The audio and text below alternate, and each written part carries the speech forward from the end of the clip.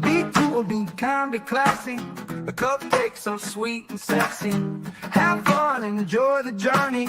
Or just have a good attorney. No big whoop, no biggie. She lives near New York City. And not just a YouTube show. When you know, you better grab a straw. Learn about the law. It's cool here in the shade, sipping motions and lemonade. Cool heads will prevail, kindness will never fail. Be classy and vastly wise. Oh, Melanie Little is going live. Oh no, where is Melanie? Follow the island's melody. Is a concert within reach. No surprise, she's at Jones Beach. She heard some music far away. Captain Jack Sack Harbor Bay. He sings and his piano plays. Not all sounds are waterways. Speaking Yiddish or Latin, it's not just for Manhattan. It's for Goethe and Machegas. Ridiculousness that insanus. Oy vey, Marcus. Proset, that's for schmucks. Be cool, be kind, be classy. My cupcakes sweet and sassy. And not just a YouTube show. When you know, cool heads will prevail. Kindness will never fail. Be classy and vastly wise. Melanie Little is going live.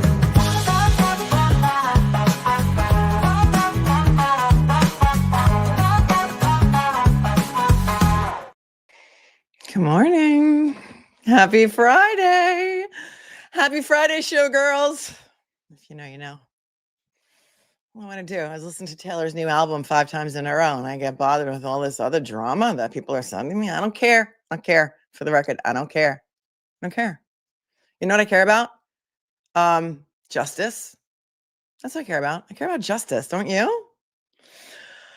We're going to talk about Kelsey Fitzsimmons today. She filed an emergency appeal to the SJC to review that judge's horrific ruling, and just, throwing her back in jail without accommodating her needs medically to not blow into a handheld scram device to test her for alcohol. She was not in violation of her bail conditions, and so I don't think the judge had a right to throw her in jail, but we're going to take a look at the appellate papers, the emergency appeal. And I also fell into an Ana Walshe rabbit hole yesterday.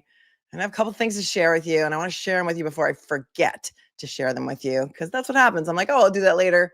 And then I don't do it later. But just, for a morning chuckle, let me show you something that I enjoy looking at. And it always makes me laugh. So maybe it'll make you laugh too. Let's take a look at New England dad this morning. Hold on. Oh, come on, man. Is leaf peeper. Leaf peeper. That's leaf peeper. Leaf peeper. It's peeper. Peeper. Peeper. Peeper. Peeper. Peeper. Peeper kid. Now, a leaf peeper is someone usually from the tri-state area, comes on up here to New England to look at our leaves, clogs up our road, stops in the middle of the street to take a picture of a maple tree. Got it. Pull off to the side. What's the tri-state area? The tri-state area that's made up of New York, New Jersey, and Connecticut. I thought Connecticut was in New England. Welcome back to New England Vocab. Today's word. I'm going to play that again because he's so funny. It's New England Dad. You can follow him. Well, I follow him on Instagram. I don't know if he's on TikTok too, but he's really funny. And he does New England vocab all the time and pronunciations of Boston things. And he's wicked funny, in my opinion. So let's listen to him again. In case you're just tuning in, he's talking about the leaf peepers. Word is leaf peeper. Leaf peeper. That's leaf peeper. Leaf peeper. It's peeper. Peeper. Peeper. Peeper. Peeper. Peeper. Peeper kid. Now, a leaf peeper is someone usually from the tri-state area, comes on up here to New England to look at our leaves, clogs up our road, stops in the middle of the street to take a picture of a maple tree. Got it. Pull off to the side. What's the tri-state area? The tri-state area that's made up of New York, New Jersey, and Connecticut. I thought Connecticut was in New England. Welcome back to New England Vocab. All right, so he's funny. That makes me laugh. And sometimes we got to laugh. Sometimes we got to laugh. Here's something else that I found. Because, I fell into the Ana Walshe rabbit hole. And yesterday, when we were reading the papers on Ana Walshe, we learned that the boyfriend's name is William Fastow, because his name was in the papers and he's going to testify at the trial. Well, here's his Zillow page. Here's William Fastow. Nice looking guy. Hold on. I'm trying to make this a little bit bigger for you. William Fastow at Sotheby's. And you know what I found interesting? Because one of you guys sent this to me because you're the best armchair detectives in the world. Let's go down and look at his reviews.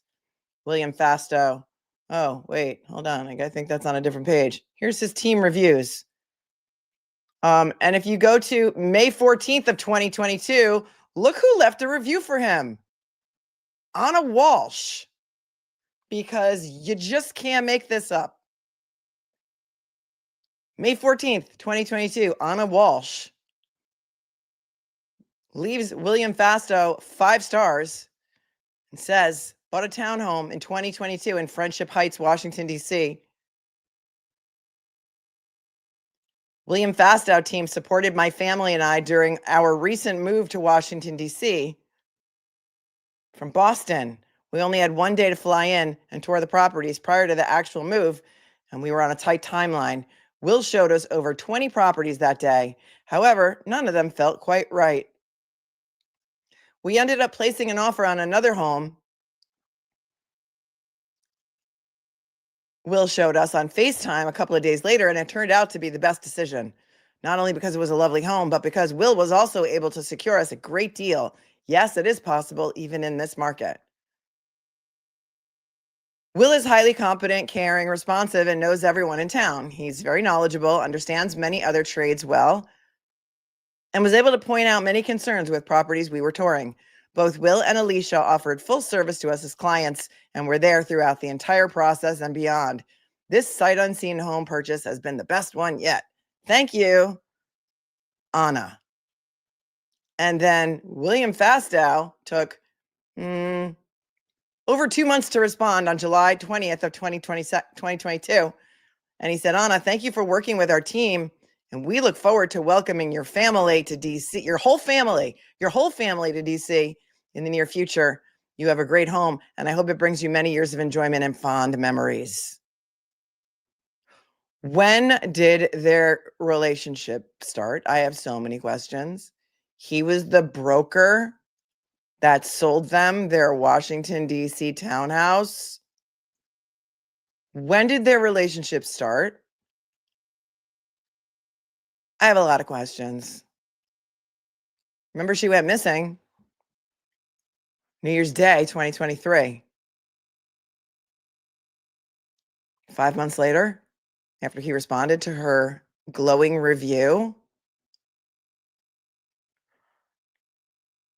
on Zillow. I have so many questions. Tom Gully said something funny. Ask for William's Ireland package, says Ana Walshe. Remember, they went away to Ireland for Thanksgiving. The more I dig into this case, the more questions I have. And you guys were you were wanting to know about this connection in DC with these guys. So I'm going to tell you about it so that you can do the legwork on this because, you know, I'm a busy girl. But that same building that this townhouse was in had an issue. And the issue was a couple of guys who pretended to be federal agents. And this is from the New York Post because they have the shortest stories and they're easy to get through. So take a look at this because maybe you guys want to do the deep dive on this. This is, again, still related to Ana Walshe. This is from April 6th of 2022. Let me see, when her review must have been before that, right? April 6th of 2022, pair busted for pretending to be federal agents gifting lavish bribes to Secret Service. This is from April 6th of 2022. And here's these two guys that were involved in this. And you can Google their names. Aryan Taherzadeh and Haider Ali bribed Secret Service members in order to pose as members of a fake Department of Homeland Security task force. Okay. 2 men were arrested in Washington, D.C. Wednesday for pretending to be federal operatives who gifted Secret Service agents with lavish handouts in an effort to gain access to them. Ariane Taherzadeh, 40, and Haider Ali, 36, posed as members of a fake Department of Homeland Security task force investigating violence connected to the January 6, 2021 riot at the U.S. Capitol, the Fed said. The suspects allegedly set up the ruse to ingratiate themselves with Secret Service agents who they supplied with rent-free luxury apartments, high-end electronics, and policing equipment. One of the duped agents worked on First Lady Jill Biden's security detail and was offered a $2,000 assault rifle from Taherzadeh, according to prosecutors. In another instance, the suspects allegedly supplied an agent with a penthouse apartment that was rented for more than $40,000 a year. 4 Secret Service members were placed on leave in connection with the investigation, officials said.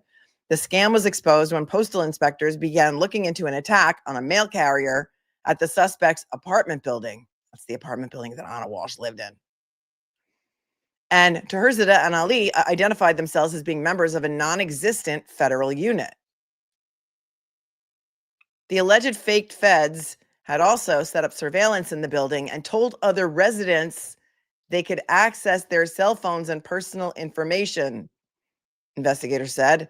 They were arrested Wednesday evening when more than a dozen FBI agents raided the luxury building in Southeast DC. Right. So Ana Walshe was living there when it was raided. And let me just find you the article about Ana's involvement in this.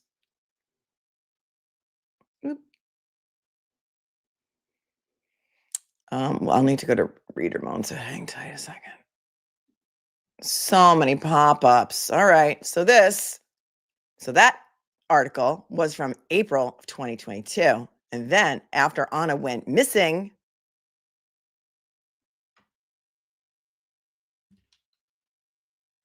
January 13th, 2023, this article came out in the Post.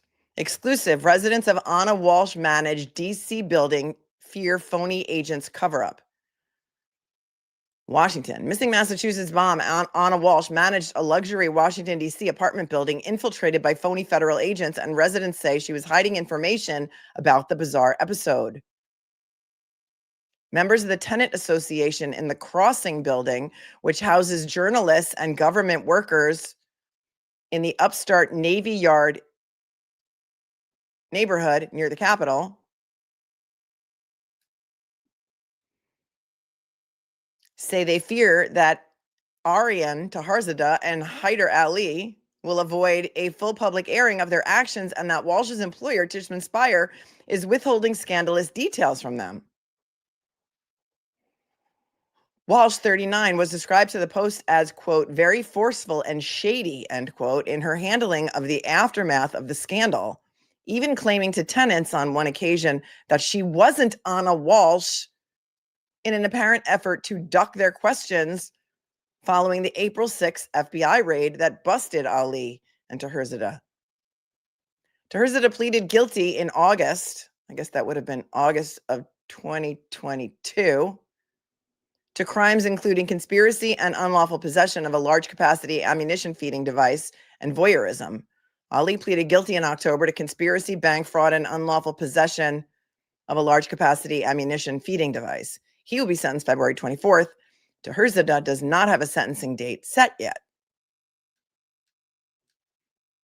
Many questions remain unanswered about the bizarre case in which the duo stockpiled tactical gear, weapons, ammunition, and surveillance equipment while providing free rent to a Secret Service agent and lavishing gifts and flashing badges to an array of local and federal law enforcement officers while claiming to represent the non-existent U.S. Special Police. She managed the building that these guys were in doing this fake covert operation. One tenant provided the Post with a photo of what one of the imposters said was a master key code, meaning they may have been able to plant cameras throughout the building, as questions remain about whether they were associated with foreign actors as well as Washington security agencies while infiltrating the complex. Quote, I'm very concerned about the voyeurism allegations. And after the men pled guilty, I attempted multiple times to gain information regarding which areas and units had been impacted. And if mine had been one of them, but never received any answers, a female member of the Tenant Association's board who asked not to be identified by name told the Post. Quote, I believe the management team here is doing everything they can to avoid sharing any information about the situation at all, even information not covered by an investigation, which makes me believe the information they are withholding could be considerably detrimental to them. A person who lived in the complex and was close to the two men whom building management leaned on when security issues occurred. Okay, wait a second. So these two guys who are now arrested and maybe doing time in Club Fed, building management leaned on them when security issues occurred. Hello.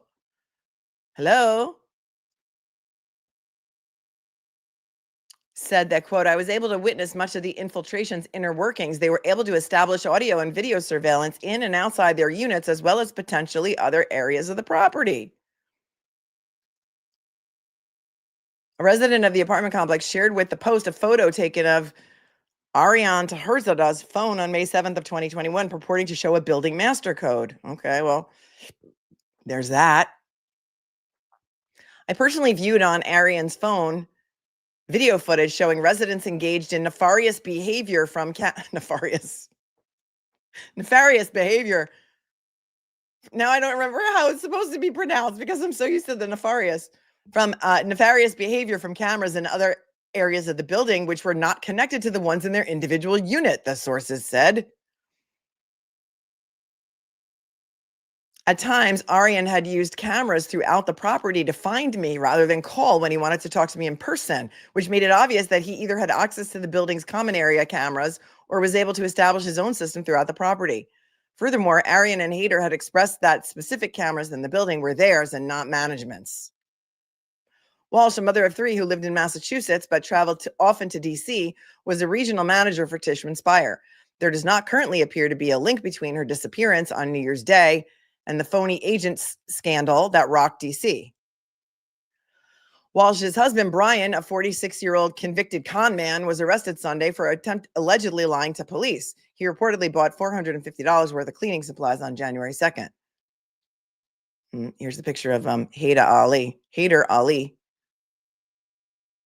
Looks like he's in Las Vegas. Hayder Ali and his scamming partner, Arian Taherzadeh, created a fake covert law enforcement agency, according to Facebook. One tenant who requested anonymity to share candid recollections about Ana Walshe called her, quote, a wolf in sheep's clothing, end quote, and a very fake person who alternated between a power woman persona and a meek manner while seeking to shut down or placate inquiries about how Hayder and Taherzadeh managed to score 5 units in the upscale building, for which they allegedly failed to pay $222,000 in rent from late 2020 through spring of 2022. Walsh, quote, lied to people and said things she wanted you to hear in the moment, one resident recalled. Well, that's interesting, because if Ana Walshe allegedly has a history of lying to people, how can we allow her statements into trial? Because now she's missing she's either missing or deceased. And the Commonwealth wants to introduce statements that Ana made to her friend, right? You picking up what I'm laying down here? But these residents of this building say that Ana was a liar. It's bigger than Cohasset, says Jen and Toxic. Sounds like a movie, doesn't it? At the time of her disappearance, Walsh was on the receiving end of resident demands for the results of an internal security review. Hello? Cardi. Walsh participated in a September 19th meeting with the Tenants Association board and wouldn't share any information about the status of the review, which the company first disclosed in a May email to residents. A representative of Tishman Speyer, which manages an array of other properties, including Manhattan's famous 30 Rock, defended the company Friday, telling the Post that after the September meeting with tenants, no additional questions were ever submitted to building management. The Tenant Association fired back, telling the Post that questions were raised before and during the meeting that were not answered, and that additional verbal follow-ups were pursued. Setting up the September meeting, an association member added, was like pulling teeth. And here's a picture of the other, his co-conspirator, Arian Taherzadeh, who pleaded guilty to crimes including voyeurism. Were they, and here he is showing off his closet with all of his, I don't know, weapons and tactical gear. Hello? Were they spying on Ana? I have so many questions. The corporate rep also pointed the Post to a May 5th email to tenants before the voyeurism allegations emerged, attempting to reassure renters after a preliminary internal review. That communication said the company confirmed that neither of the defendants' codes was used or could have been used to enter any of the other residents' units without directly addressing their claim to have had a universal access code. The email confirmed that the phony agents had a hard copy building directory they had misappropriated, but that resident information included in the misappropriated directory was limited to name, unit number, phone number, and email address. Late Friday, a spokesman for Tishman Speyer issued another statement to the Post saying, "The safety and security of our residents, staff, and guests are our top priority. We have fully cooperated and actively assisted federal authorities throughout their investigation and are grateful for their care and thoroughness. We have communicated regularly with our residents throughout this process." What do I always say to you? What do I always say to you? Follow the money. Follow the money. You know what would have happened if all the tenants moved out of this building that it seemed to be wicked expensive?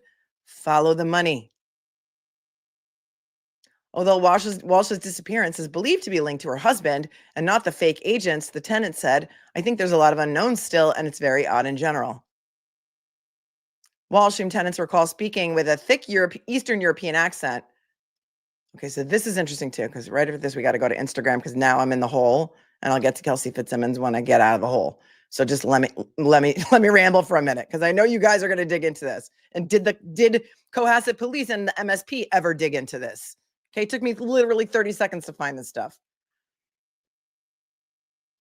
Okay, so tenants recall her speaking with a thick European accent.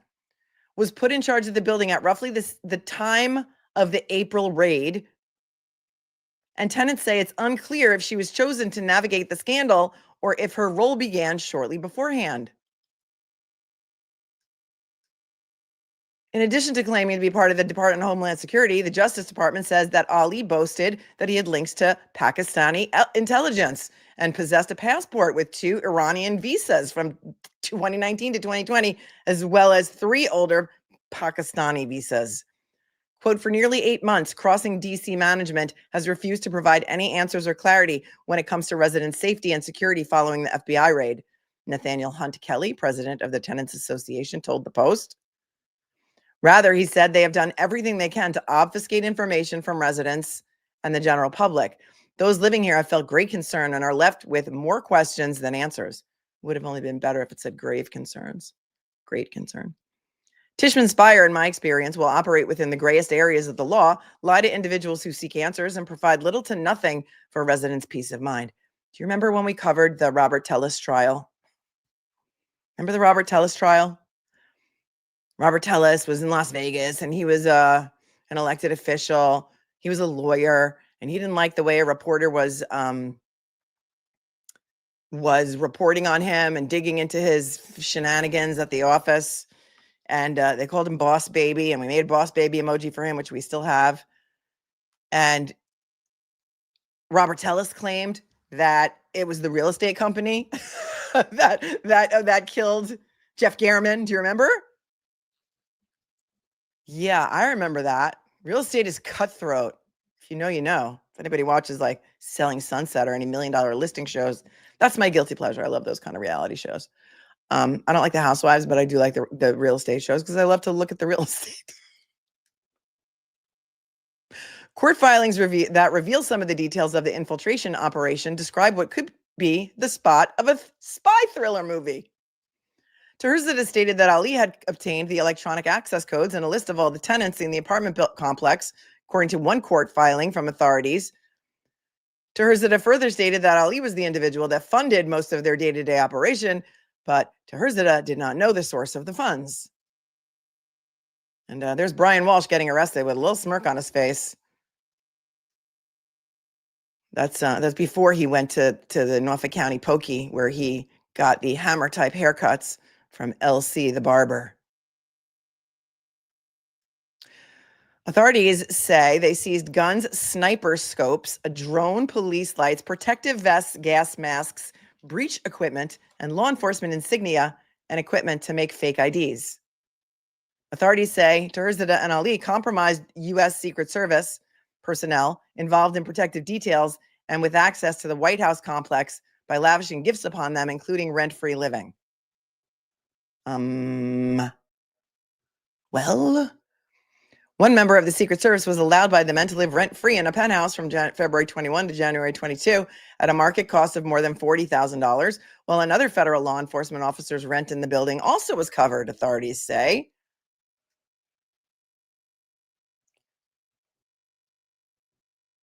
In a court filing, authorities said that Taherzadeh provided members of the U.S. Secret Service and an employee of the DHS with, among other things, rent-free apartments, iPhones, surveillance systems, a drone, a flat-screen television, a case for storing an assault rifle, a generator, and law enforcement paraphernalia.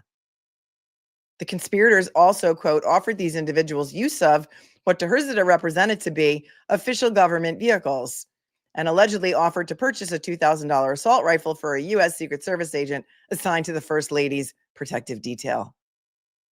The 4 Secret Service agents were placed on leave, pending a review of their actions. Does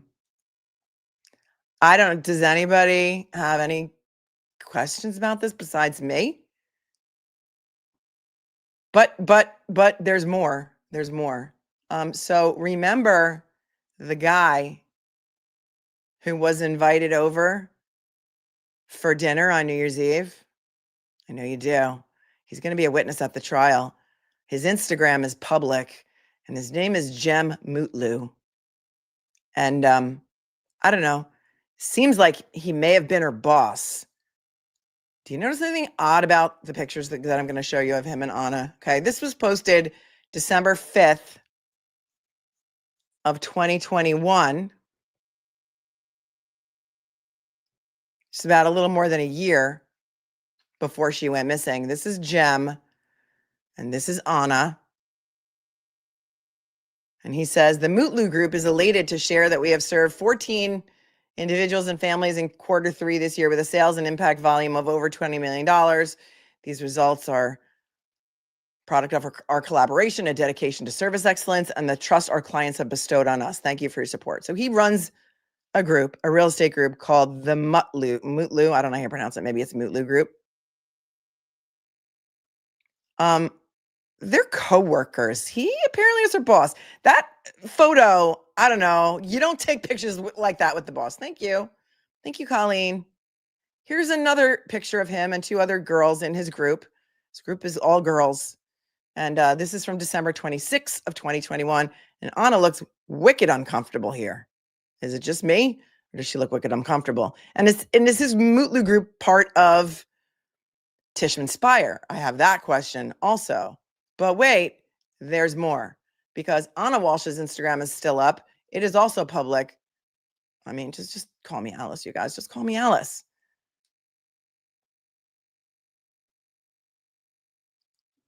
But here's a post that Gem made January 5th of 2023. And he wasn't a big poster before this. Like, he didn't post a lot on his personal Instagram. And his caption here says, Ana is missing. If you have any information on her whereabouts, please contact the Cohasset PD right away and let me know. Thank you. Hashtag find Ana Walsh. This is January 5th, 2023. And he attaches to it the Cohasset Police Department announcement. Please see information below regarding a missing person. Information is also available here. Look at this. A photo is also attached. The Cohasset Police Department is seeking the public's assistance in locating a missing resident who was last seen in the early morning hours of January 1st. Ana Walsh, age 39, was last seen at her home in Cohasset shortly after midnight on New Year's Day.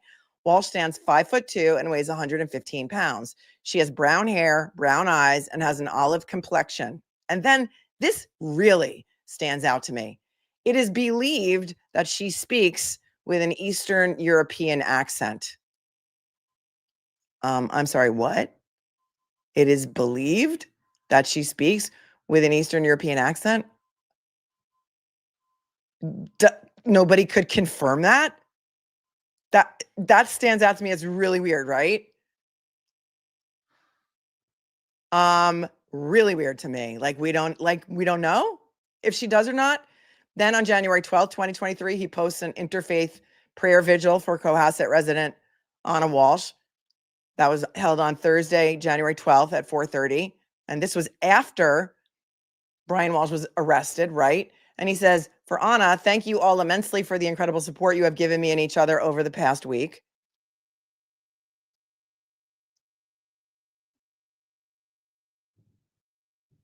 Let me get back to my, it is believed she spoke with an Eastern European accent. What's interesting is that the residents of the townhome or the apartment complex that she lived in or managed said she had a thick European accent, Eastern European accent. February 28th of 2022, here's Gem again posting a picture of him and I guess this is his team, offering you and your family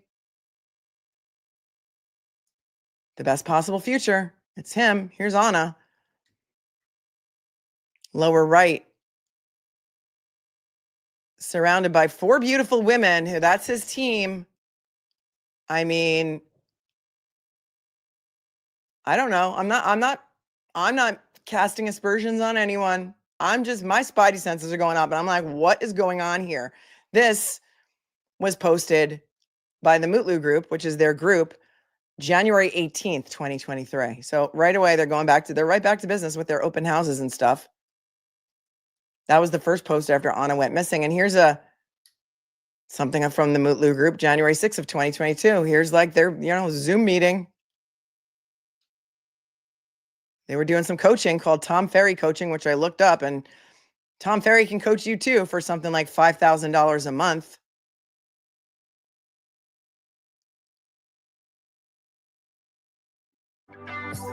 Can't play that because it's got music, but I'll just play you this. This was posted January 5th, 2022. It's a client appreciation party at Lookout Farm in Newton, Mass. And I think, is that Ana right there in the picture with him and like a child? What is going on? Did you see that? I mean, maybe that's not Ana, but it looks like her to me. Hold on. I'm going to play it again because you can't pause these videos on Instagram, but look. Look, is that her with a kid and him with his arm around her? What is going on? And why is he the only one invited to their house on New Year's Eve? And why is she confiding in him? I'm just saying, this is weird to me. And then after Ana goes missing, Landon never really posted much before. He is now posting religiously every single day to free Palestine. So I don't know if this has anything to do with anything, but it's really weird. And people are saying, but she would never leave her kids, LOL. So you can do the deep dive into his Instagram. It's public. Here it is, Gem Mutlu. And he's got a lot of posts. We are so far in. Just something wasn't sitting right with me about this because Brian Walshe may be a con man, but he's also the dumbest criminal on the planet, apparently. So there's that. And then if we look at Ana Walshe's Instagram, it seems I think I found her maiden name because you guys were asking what's her maiden name. You can see that I save everything regarding Taylor Swift. I think she's tagged in here, so let me see if I can get to it that way.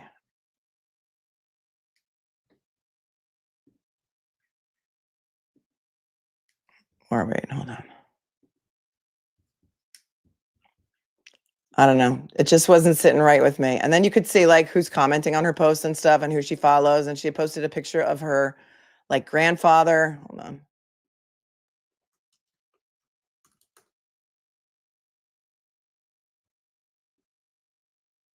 And I mean, her Instagram is still up.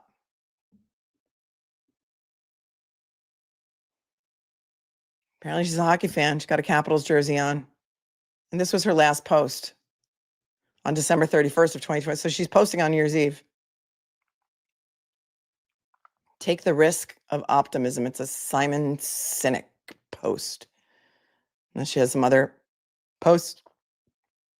She was going to the Caps game, December 23rd, 2022. I love you. Oops, can't do that. And her baby turned 2 apparently on December 17th of 2022.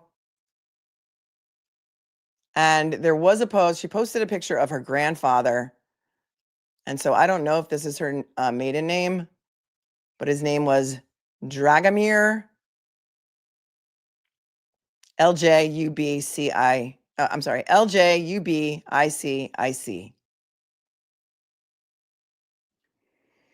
Fall into the rabbit hole, my friends. Get on in there.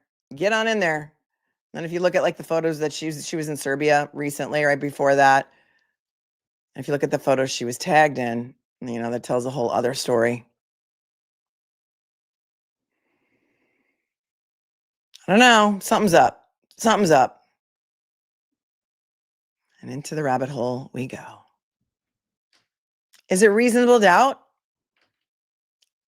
It seems like she was involved with some pretty shady people, right? These guys had all kinds of ammo. I mean, just look at those guys. Do you think they were dangerous? Maybe.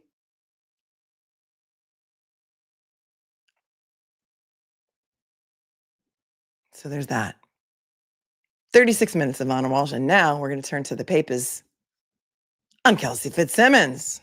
Before we do that, let's go to the chat.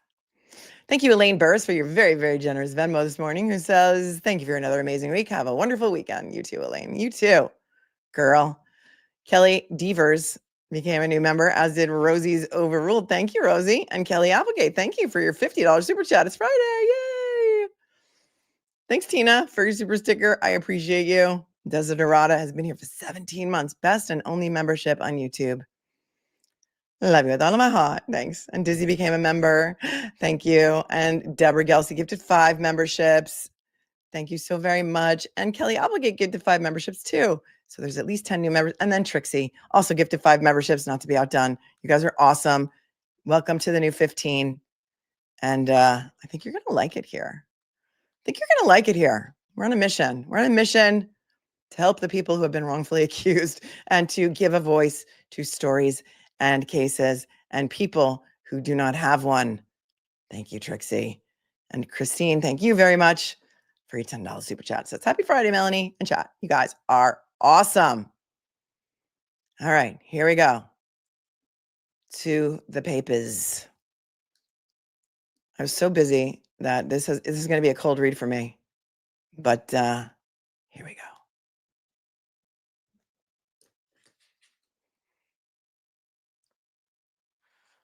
This is filed with the Supreme Judicial Court for Suffolk County Single Justice Panel. We just saw this recently where Brian Walshe went up to a single justice panel to try and have them hear his case regarding the failure of Judge Frenier to suppress the evidence related to his cell phones, with the argument that MSP went outside the scope of the consent agreement to do a complete and total download of his phone.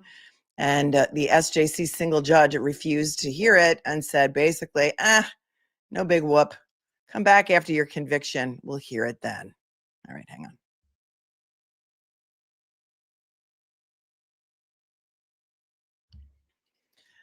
This is defendant's emergency petition for relief from order revoking terms of release brought pursuant to General Law 211, Section 3, Commonwealth versus Kelsey Fitzsimmons. Introduction. I did read a little bit of this, a little bit of the beginning of this, and Tim Bradel is he's not leaving anything out. He's not holding back on this filing, let's just say. So get your drinks, get your popcorn, hydrate, because I'm going to be reading for a while. This one's 23 pages. Okay. Welcome. Ms. Kelsey Fitzsimmons, the petitioner, a North Andover police officer and former corrections officer, was on release out of the Essex Superior Court, Judge McCarthy Naiman, on pretrial conditions under GL 276, Section 58A. That's the dangerousness statute. Ms. Fitzsimmons had come back to court on her own motion through counsel after she was unable to blow into a Scram alcohol monitoring device deeply enough due to her sustaining a gunshot wound to her chest with attendant collapsed lung broken ribs, diaphragm, and liver damage, requiring 53 days in the hospital. Counsel expected a short hearing where the defense reported the difficulties and had an alternative method of alcohol testing put in place. Instead, a completely improper nightmare scenario ensued. So many people were dragging Tim Bradle, saying he wasn't prepared for this hearing. He should have brought all the medical evidence. And I tried to tell you that in the real world, this would not happen. This would have been a short hearing. Any other judge on the planet would have said, oh, she can't do it. She's disabled. Okay, we'll just let her go pee in the cup. What's the difference? Alcohol testing is alcohol testing, right? And the judge even said that she was mad during the hearing because we listened to the hearing, the audio of it that I bought from the FTR people. And we were outraged. And she got mad at the PO who said that, you know, it was on a schedule when she had to blow into the machine. Like there were certain times of day where she had to do it every day. And the judge was like, what do you mean? It's not random? I wanted it to be random. I'm going to go check the transcript. And so when given the alternative of going to pee in the cup randomly,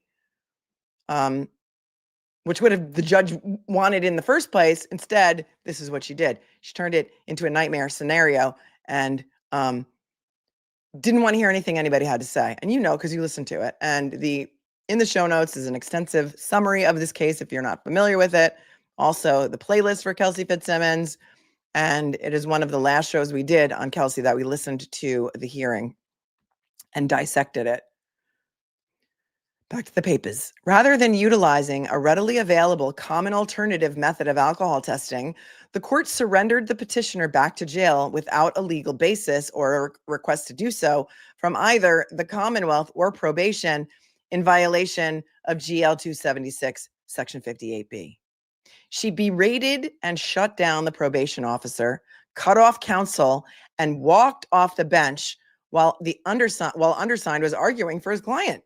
She did. She walked off the bench. Remember, they just cut off the tape. He was talking. They just cut off the tape.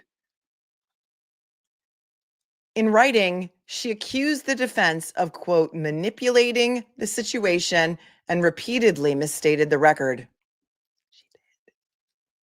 We were there. Ms. Fitzsimmons respectfully asks the single justice to review the full audio hearing provided herewith, take note of all such instances, and vacate the trial court order. She requests that the single justice, 1, address the bail determination de novo, means anew, consistent with the applicable case law referenced herein. 2, grant Ms. Fitzsimmons liberty with personal recognizance and a stay-away order under Section 57, no finding of dangerousness required, or Section 87, bail terms imposed with agreement of the defendant of the bail statute. 3, or orders such non-incarcerative relief in the alternative if the single justice deems 58A conditions necessary. 58A is the dangerousness statute. We've been over that before. 4, send the case back to the Essex Superior Court before a different judge for the reasons set forth below. Oh, they want a new judge. They want a new judge. Can you blame them? The alcohol testing device ordered by the court requires petitioner to blow intensely into an attached tube several scheduled times per day. After attempting to use the device as required, Ms. Fitzsimmons, in good faith, returned promptly to court in front of Judge McCarthy-Naiman to report that she could not use the device without great pain and dizziness for up to 4 hours and aggravating the healing of her broken ribs. Pain and dizziness notwithstanding, she tried and immediately passed 8 out of 9 tests. And when she called the monitoring authority on the remaining incomplete test after increased breathing difficulty, she was told they, quote, may issue a warrant. They did not. They did not, period. Between the physical pain and the anxiety of a warrant issuing, causing her to be arrested and taken to jail again despite her good faith attempts, Ms. Fitzsimmons, through her counsel, returned to court in front of Judge McCarthy-Naiman right away of her own accord. Right. So remember, she wasn't violated. The PO did not violate her, and he said that he would not violate her. He said under those circumstances, he would not have even notified the court at all.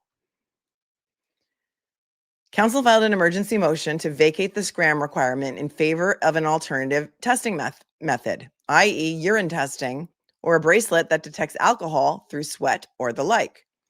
The defense intended to ask the court and probation for help, a reasonable accommodation with an alternative testing method, and instead was greeted with hostility, interruptions, obtuse posturing, presumptive skepticism, willful blindness as to the availability of the other methods of testing, and grossly injudicious behavior, culminating in the court walking off the bench during the middle of argument of undersigned.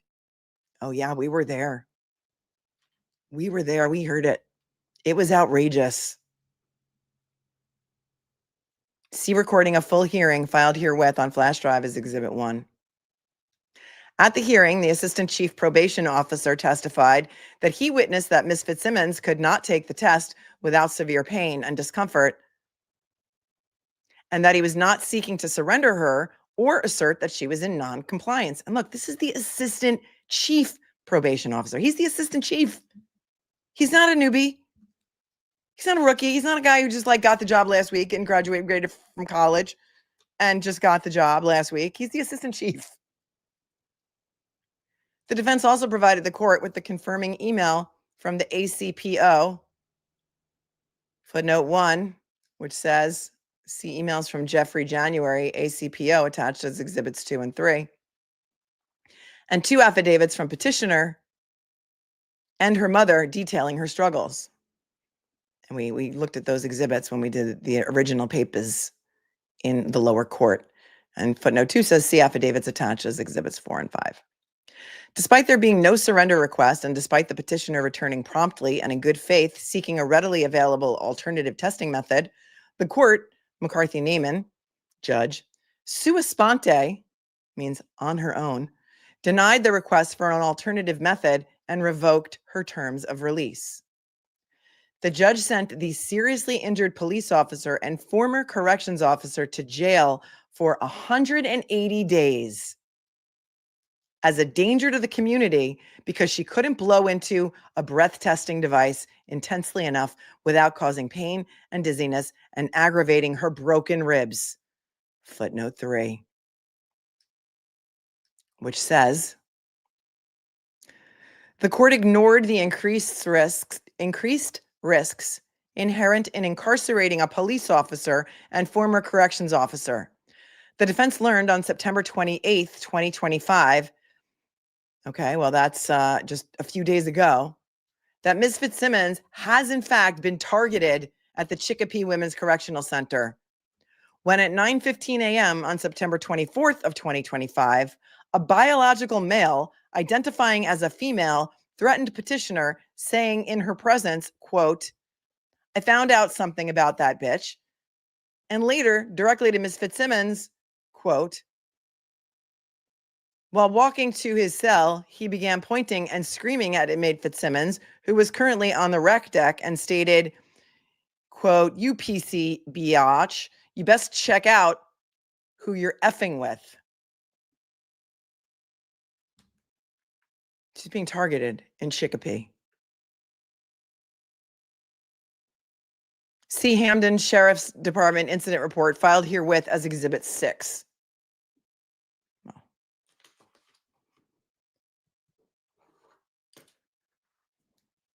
The fact is that petitioner will continue to be targeted due to her profession and is at an enhanced risk of harm 24 hours a day. There is no legal basis to hold her in prison as a pretrial detainee, especially given her law enforcement history. She is under enhanced risk of harm and even death and should be released forthwith. Are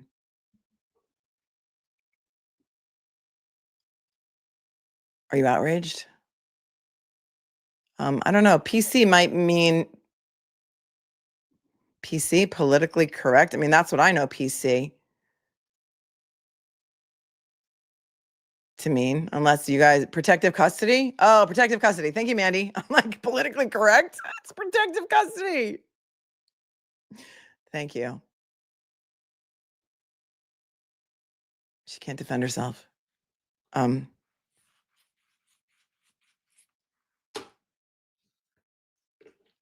I have so many questions.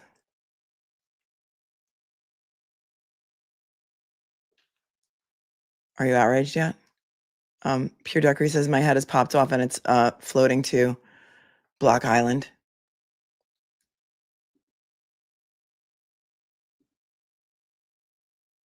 Tess Max says, thanks for keeping us informed. A fellow Swiftie. Love it. Love it. Love it. Have you picked your favorite song yet? I can't decide yet. Thanks for being here for 6 months. Tracy from Florida says, because she went to the Caps game, she missed her flight. Oh, I don't know. Wait, because that was on December 23rd. We're going back to Ana Walsh now. Wasn't that December 23rd? And she missed her flight on Christmas Day, right? Christmas Day, I think. I don't know, Tracy. Thanks for I'll have to go back or maybe you can go back and connect the dots on the timing of that. Thank you.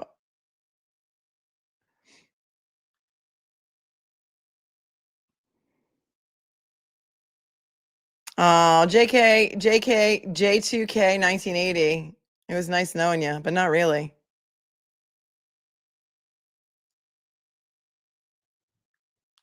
Not really. Block Island is so lovely in the fall. It's like sweater weather. And it's not only is it sweater weather, it's also you know, for the leaf peepers. The leaf peepers go there. Bye-bye. Bye-bye.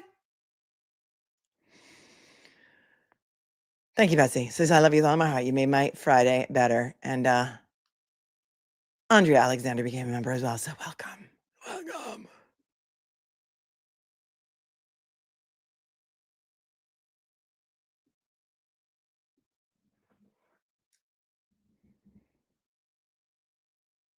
The reason politically correct was the first thing to come to my mind is because this is a biological male dressing, identifying as a female.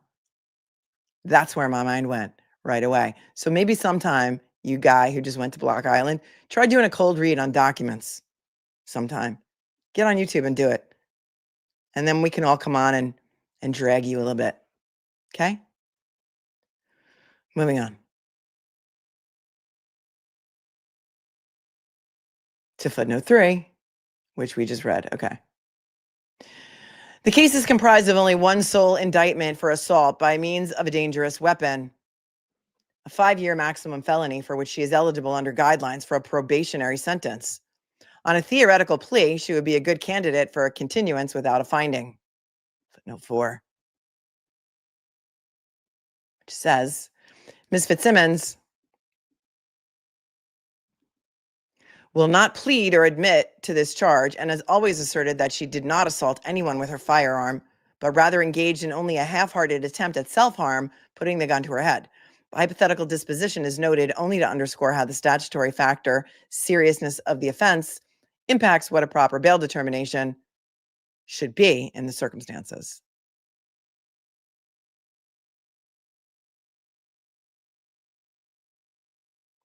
In contrast, she was released pre-trial only under a plethora of 58A conditions, more fitting for a career violent offender looking at years in prison, and only after substantial delay by the court micromanaging the release plan while she remained incarcerated. The record demonstrates that alcohol was not part of the incident in any way, and that the putative victim is in no danger from Ms. Fitzsimmons. See public statement of petitioner filed herewith as Exhibit 7.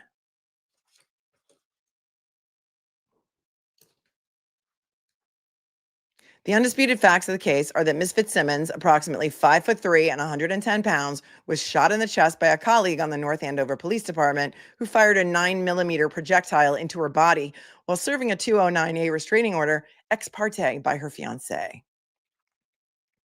The order required Ms. Fitzsimmons to surrender her 5-month-old child to the fiancé and surrender her firearms to police. In the space of 30 seconds, Ms. Fitzsimmons, upset by the events taking place, realized she had been betrayed by her fiancé, who had filed a false and self-serving affidavit after disappearing for 3 days. She lost her baby without ever having a say in the matter and lost her job due to the nature of the order and the surrender of her firearms. Horrific. Ms. Fitzsimmons was diagnosed with postpartum depression several months earlier in March of 2025 and was on leave from the department while she raised her baby and convalesced. She had her firearm license restored and had just been cleared to return to work when the restraining order was obtained behind her back, and it was served on her by her colleagues on the North Andover Police Department who were taking her baby from her.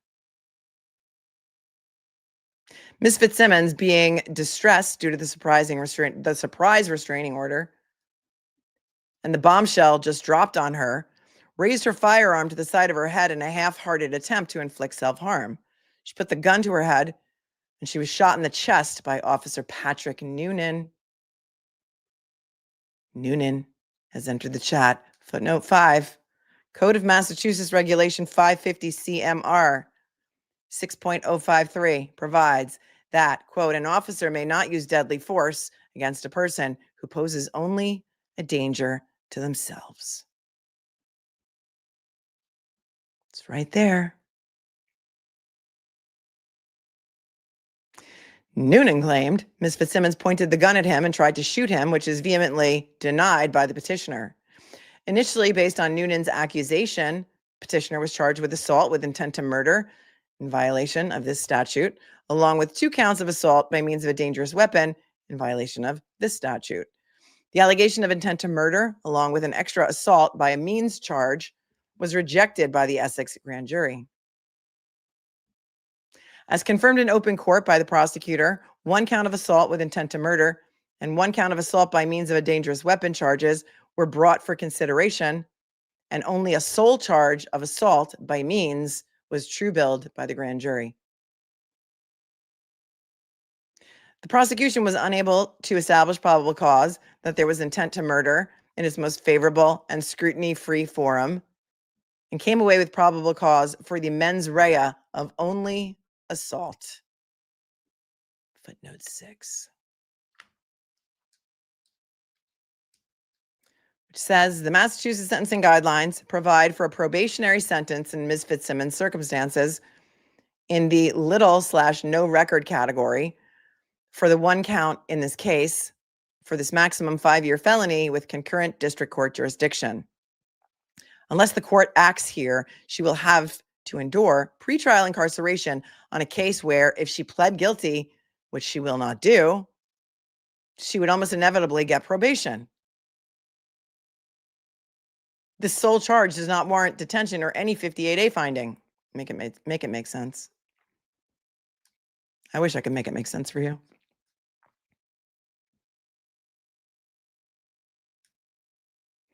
There was no intent to murder, no malice, no evil intent, only suicidal desperation engendered by postpartum depression, a scenario that cannot justify a judicial declaration that Ms. Fitzsimmons, a police officer and former corrections officer, must be locked up with no possible alternative as a danger to society and to the armed and trained police officer who almost killed her. The trial court's order is as heartless as it is legally baseless and must be reversed. I got to read that again. The trial court's order is as heartless as it is legally baseless and must be reversed. This is some fine legal prose right here. It's emotional, it's descriptive, and I'm here for it. Quote, requiring that bail be revoked only after finding that there is no combination of conditions that would allow the defendant's release furthers the bail statute's purpose of establishing the right of the accused in most circumstances to be admitted to bail.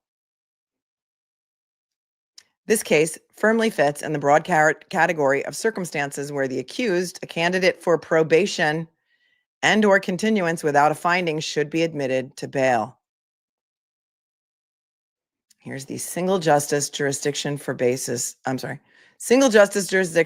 issue.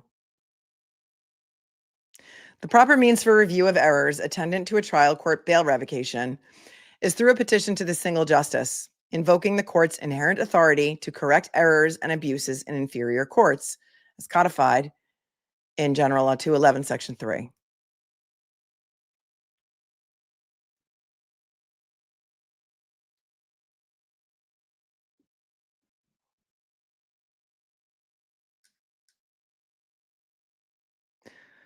The court stated, in this case, that they're citing Comesso v. Commonwealth. We therefore uphold the jurisdiction of the single justice to review bail determinations under Section 58. Okay, so this is their basis for bringing it in front of a single justice because that's the proper place to bring it. It doesn't need to be heard by the whole panel pursuant to case law. In this case, is from 1975. Similarly, we think the full court has jurisdiction to review on exceptions, report, or appeal questions of law arising in bail determination by a single justice under Section 58. In addition to confirming such jurisdiction in the single justice session and the full court for questions of law, the Comesso bench allowed de novo review of a bail determination in the single justice session. The statute is not explicit as to the role of the single justice. Relief in this type of case must be speedy if it is to be effective. Bail determinations must often be done in haste without that full inquiry and consideration which the matter deserves. We therefore think that the single justice has the power to consider the matter anew, taking into account facts newly presented, and to exercise his own judgment and discretion without remanding the matter for reconsideration by the superior court judge. Thus, the single justice session is the proper forum, and the framework for review is in place to satisfy the need for a speedy resolution for an incarcerated petitioner by allowing the single justice to decide the matter anew without remand under the case of Comesso. There is then the possibility of an appeal to the full bench on errors of law only. Remand means they would send it back to the superior court, back to Judge McCarthy Naiman. And Bradle's arguing, you don't need to send it back to her. You don't need to just say she was wrong and send it back to her to look at it again. What you need to do is just decide on it anew, de novo. Here's the applicable bail statute, which is the next category, the next section. Here, Ms. Fitzsimmons was wrongly surrendered in violation of General Law 276-58B. Section 58B limits the circumstances under which a trial judge may surrender or revoke the 58A release of a detainee as follows. This is great. We did this on stream. We reviewed this whole entire section, and I said, she's not in violation. You're not allowed to revoke if she's not in violation. But here it is again. Section 58B. A person who has been released after a hearing pursuant to Section 58A and who has violated a condition of his release shall be subject to a revocation of release and an order of detention. The judicial officer shall enter an order of revocation and detention if, after a hearing, the judicial officer finds, 1, that there's probable cause to believe the person has committed a federal or state crime while on release, or, and this is all in bold font, clear and convincing evidence that the person has violated any other condition of release. And 2, the judicial officer finds that there are no conditions of release that will reasonably assure the person will not pose a danger to the safety of any other person or the community, or the person is unlikely to abide by any condition or combination of conditions of release. Bold sections are relevant to this appeal. By the plain words of the statute, orders of revocation and detention are only permissible if there is clear and convincing evidence of a violation of release and there are no conditions of release that will assure the safety of any other persons or the community, or the person is unlikely to comply with a condition of release. Here, the court's sua sponte imprisonment of Ms. Fitzsimmons runs afoul of the statute. Running afoul. Ms. Fitzsimmons did not violate a condition of release. She was there in good faith to avoid difficulty going forward. The Commonwealth, to its credit, recognized the situation as such and only wanted her to continue to be tested. It's true. The Commonwealth did not want her sent back to jail. When asked for its position or evidence, the prosecutor said, quote, "No evidence to submit other than the arguments that I talked about how the Commonwealth's belief is, in light of the court releasing the defendant, that testing be done. There was no allegation of a violation or a request to hold a 58B hearing or any request to send her back to jail, just a request that testing continue. See recording of proceeding at 12/27/2023 from September 11th. And that's just the citation to the argument. And James Gubitos was the ADA who appeared at that hearing and spoke. Nor did probation seek any hearing on revocation or allegation of noncompliance or notice to surrender. To the contrary, Assistant Chief Probation Officer Jeff January fully supported an alternative testing means, but was completely shut down by the judge, who became increasingly angry that he was confirming and corroborating the defense motion with his own personal knowledge. Yeah. He was completely shut down, and she did become increasingly angry, right? It was wild. It was so weird. He said, as recorded, quote, "My first job when we get an incomplete test is to gather more information, which is what we do. So in response to the incomplete test, we call Elmo. We gather the information, which is she answered the alert to take the test as scheduled. Unfortunately, she was unable to complete the test because she was unable to blow as long or as hard as needed to complete the test. So ultimately, at 4:20, she completes the scheduled test. There may be additional attempts in between, but ultimately she completes the test. In conjunction to the hour and 20 minutes, we also know, and I observed it firsthand, that whatever the injuries are, and I don't know, and actually it doesn't really matter to me, when I was doing the installation process and observed what was genuine pain, and then the judge says, any objection to any of the terms used by the probation officer? No? Okay. I remember that because I remember saying, oh, she's like, Judge Cannoni, Miss O'Lally, do you want to object? Miss O'Lally, do you want to object?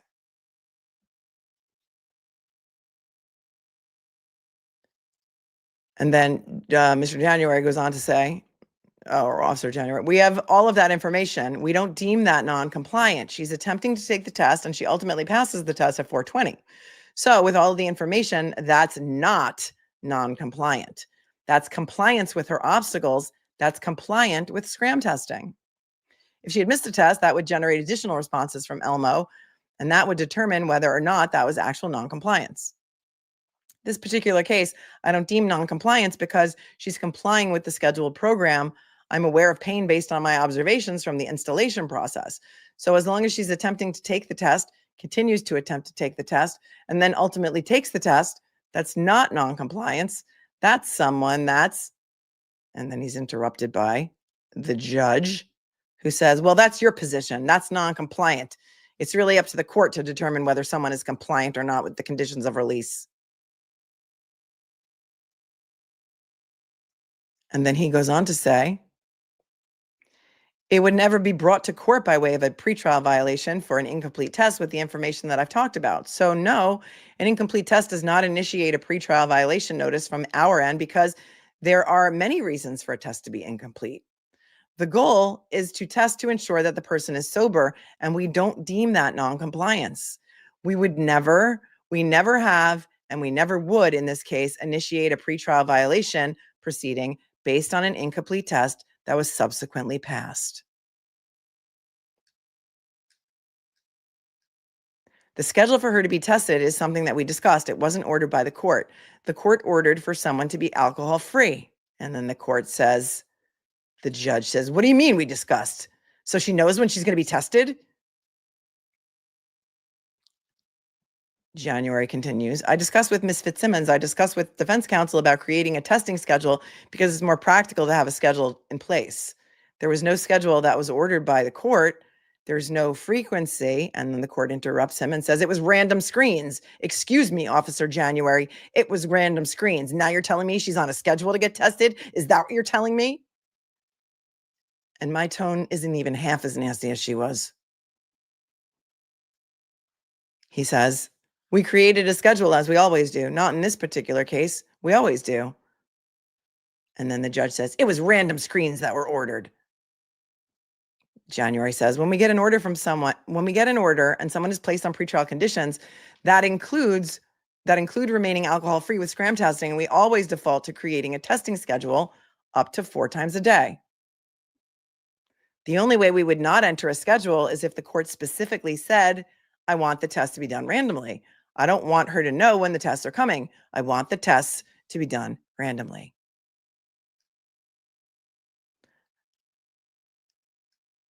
And this is back to Bradle's words now. The court was incorrect and random testing was not ordered. There is no such order on the probation contract, and undersigned recalls no such order. See the hearing recording.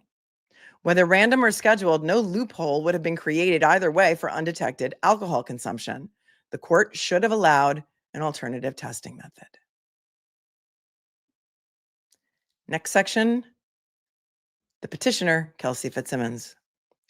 Ms. Fitzsimmons is a lifelong North Shore resident with indelible roots in the community from her upbringing, family, friends, job, and education. She went through the Methuen public school system from kindergarten to senior year in high school. Once she graduated high school, she continued her education at Fisher College in Boston, majoring in criminal justice. She chose criminal justice with the goal of becoming a police officer, a career that was a lifelong calling for her. While studying criminal justice, she became the president of the Criminal Justice Club, where she was responsible for hosting many events on campus that pertain to important topics related to criminal justice, such as DV, suicidal awareness, fire safety, etc. She was inducted into the Criminal Justice Honors Society. Ms. Fitzsimmons held a position at 2 different jobs that pertain to her major. Through Fisher College Campus Police, she held a work-study position as a dorm proctor, where she was responsible for checking the IDs of everyone who entered the dorm building, and ensuring that all students were following the dorm rules and regulations. She also obtained a job working security at Fenway Park. As security at Fenway, she interacted with fans and guests, had to be observant and proactive for any disruptive behavior occurring during games or concerts, and also screened and searched fans before they entered the park. Kelsey graduated college cum laude in May of 2020 during the peak of the pandemic that YouTube doesn't like us to talk about. I'm not taking any chances. I heard they reinstated some channels, but they don't like that word. Unfortunately, her career plans were delayed as there were no police academies running during this time. She decided to continue her education and go to law school, and took night classes while working as a paralegal during the day. After completing her first year of law school, she realized it was not her passion. She then applied to the Essex County Sheriff's Department, completed the academy, and was employed as a corrections officer there for over 2 years. In Kelsey's own words, quote, "Working as a corrections officer taught me a lot and was a great stepping stone, but I knew my end goal was to be a police officer. I applied to the North Andover Police Department, went through the hiring process, and was accepted into the police academy. I was then sworn into the North Andover Police Department and successfully completed my required hours of field training. After a lot of hard work and a lot of years of gaining experience to get where I wanted to be, I finally had my dream job of being a police officer. I knew that there was no other job that would fulfill me like this one." Ms. Fitzsimmons has dedicated her life to 2 things: her law enforcement career and her baby. She has never harmed or threatened to harm her baby. Like countless new mothers, she had suffered from a transient bout of postpartum depression. She has been found by an expert clinician to be not dangerous and deserving of reunification immediately with her child. See the report and CV of Dr. Paul Zeisel, filed herewith as Exhibit 11. See also report of Massachusetts General Hospital, Dr. Nisovic, Exhibit 12. As of the day of this incident, she was cleared to return to work as a police officer. Her license to carry was restored. She's scheduled to be returning to work on July 4th of 2025. That day of June 30th, her significant other and baby's father betrayed her with lies and false allegations designed to take her baby from her and extract himself in the worst faith and cowardly fashion imaginable from their relationship. He told her to meet him at a local park and instead stood her and the baby up, and instead went and got an ex parte restraining order with an affidavit full of shocking lies. Footnote 7, which says, in no free society should a person be able to go to court, fill out a form, and send the police to a new mother's home and take a baby away from her without any opportunity to be heard. If there are allegations of imminent bodily harm, that is a matter for police and 911, not the court system listening to one side of an issue from a private party with their own agenda and ulterior motives, seeking a leg up on future custody matters. Preach. Use of the statute in such a manner shocks the conscience and is beyond all norms in a nation of ordered liberty. It is time for SJC or legislative reform of this abuse of Chapter 209A.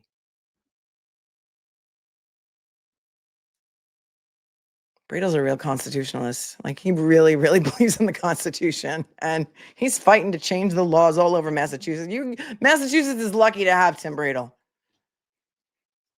Kelsey went home, and 3 male North Andover colleague police officers came to the house serving the order, taking the baby, her future marriage, and her career with them all at once in the space of minutes without her ever being heard or able to defend herself. She never pointed a gun at any officer. Unfortunately, the department's decision to avoid body cameras leaves the case as a he said, she said exercise and seriously affects the strength of the Commonwealth's case, a highly relevant factor in the bail determination. Kelsey was shot in her chest and has been hospitalized fighting for her life since June 30th of 2025. After the instant shooting, endangering her life and resulting in the charges against her, Ms. Fitzsimmons has gone on record adamantly denying the allegation that she pointed a gun at a colleague and fellow law enforcement officer. See her statement attached as Exhibit 7. We've read that several times. That is something that Bradle released a while ago. She is and is presumed innocent. Section C, General Law 276, Section 58A6. Nothing in this section shall be construed as modifying or limiting the presumption of innocence. She is also entitled to the presumption of personal recognizance. These immutable principles come together in this case to compel only one result: release on personal recognizance with a stay-away order.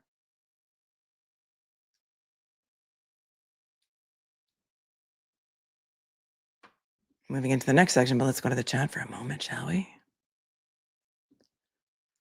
Claire's wife he never met. You guys have some of the funniest usernames ever. I'm late to your presentation this morning. I love your no-nonsense, strictly business, sassy. Hell no, dazzling blue eyes. Tried to send money to Will last night, but my name offended Ahmad, so more from Mel. Oh, well, thank you very much. I think that is a very funny username, actually. I think I don't know. Maybe he would find the humor in it. I don't know. Thank you very much for your 20, though. I appreciate you with all of my heart. See what you guys are saying. Deanna Miller says it must be a helpless feeling for Bradle to have your client locked up like Kelsey was. Like Kelsey, when she obviously does not deserve that. No, you're right. She was outside all bounds of decency, this judge, outside the scope of the statute, outside the bounds of the law to do what she did. And Kelsey wasn't in violation. So under the law, she's not allowed to revoke her. We just read it. It's crazy. And Lee B pointing out, article says Andover, which serves North Andover, got a $101,000 grant, then more grants for body cams. Yep. And that was all the way back in, I don't know, 2021 or something. Karen says Kelsey should have had a 72-hour hearing in probate court after her baby was emergency removed, right? She was in the hospital for 53 days. She had 6 surgeries. She was scheduled for a 7th. When the judge released her, the judge did eventually release her. It was a Monday. I remember this. And they were one of the conditions, in addition to the alcohol monitoring, was the ankle monitor, the GPS monitor. And she was confined to the home of her mother and stepfather under the conditions that the judge imposed. And she was supposed to have surgery the next day on her liver, I think. And Tim Bradle asked the judge, would it be okay if, he said, I don't think the doctor is going to do surgery if she's got the ankle monitor on. So would it be okay if we come over to probation after her surgery and have the ankle monitor put on them? And the judge said, no. And so she had to cancel that surgery for the Tuesday. And anybody who's ever had any type of surgery knows you can't even wear your jewelry in surgery. You got to take out your earrings. You got to take off your rings. You think a doctor's going to do an operation with an ankle monitor on someone? What if their legs swell up or something? It's just, no. But this judge didn't want to take judicial notice of anything, including the fact that there are other ways to test for alcohol other than forcing a person with collapsed lungs who had a chest tube inserted, who was in the hospital for 53 days, to blow into a handheld. I call it a blow and go, but that's the ignition lock that I call a blow and go on a car. But this is really like a handheld device to blow into. And so many people, you can't even wear nail polish for a surgery, says Julie. This was submitted yesterday or last night or this morning. So many people are saying, why couldn't they just use the ankle monitor that tests for alcohol also? Because there is one, and Scram makes it. And we looked at the Scram website and we know that they make it, but they don't use that one in Massachusetts. You know.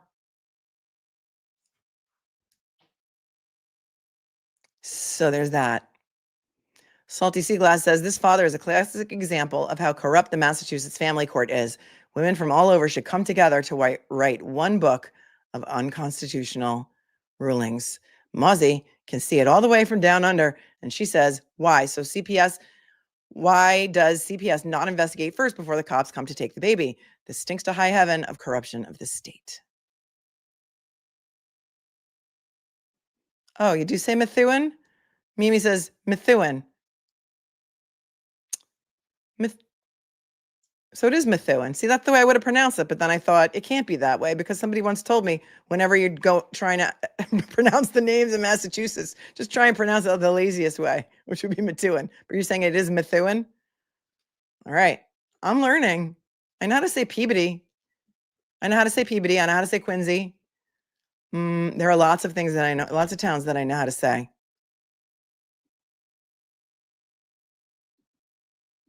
Okay. Factual errors by the court. Moving on.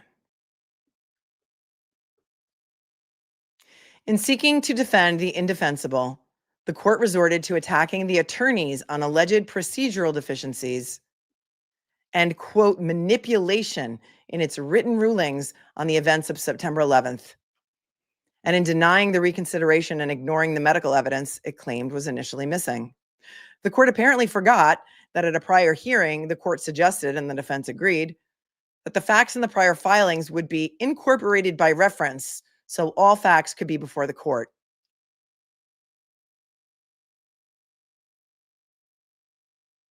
In its ruling, the court apparently ignored this position, claiming a lack of medical evidence and a lack of specifics on simple urine testing that is ordered and or referenced in court likely every single day and undoubtedly utilized by this very court over her several years of experience.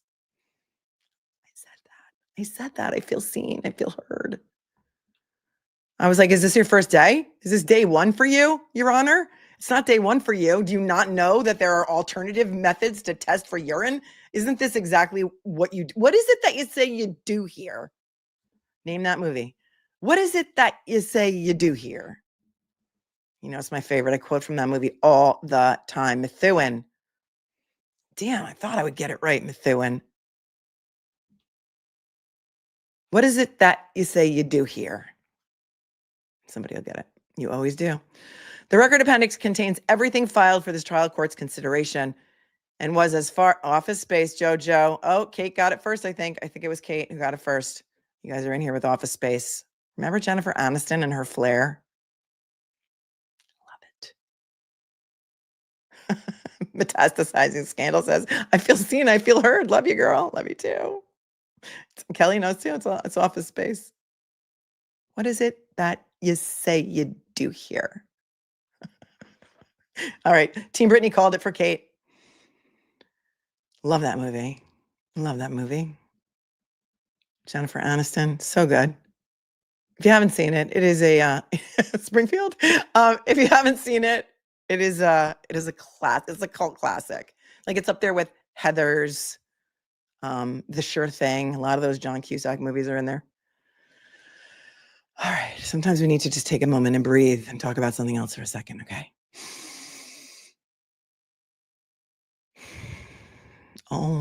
Maybe a collective would do us some good. The record appendix contains everything filed for the trial court's consideration as far as undersigned counsel understood and expected, incorporated into the judge's state of knowledge on the bail determination as a whole. Footnote 8. That's a great point. I'm going to, Mama Firefly, I'm going to star that and come back to it, okay? Hang tight.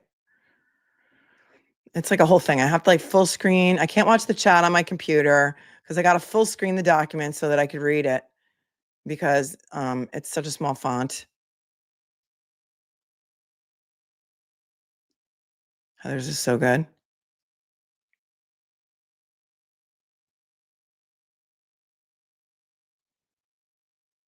Footnote 8 says,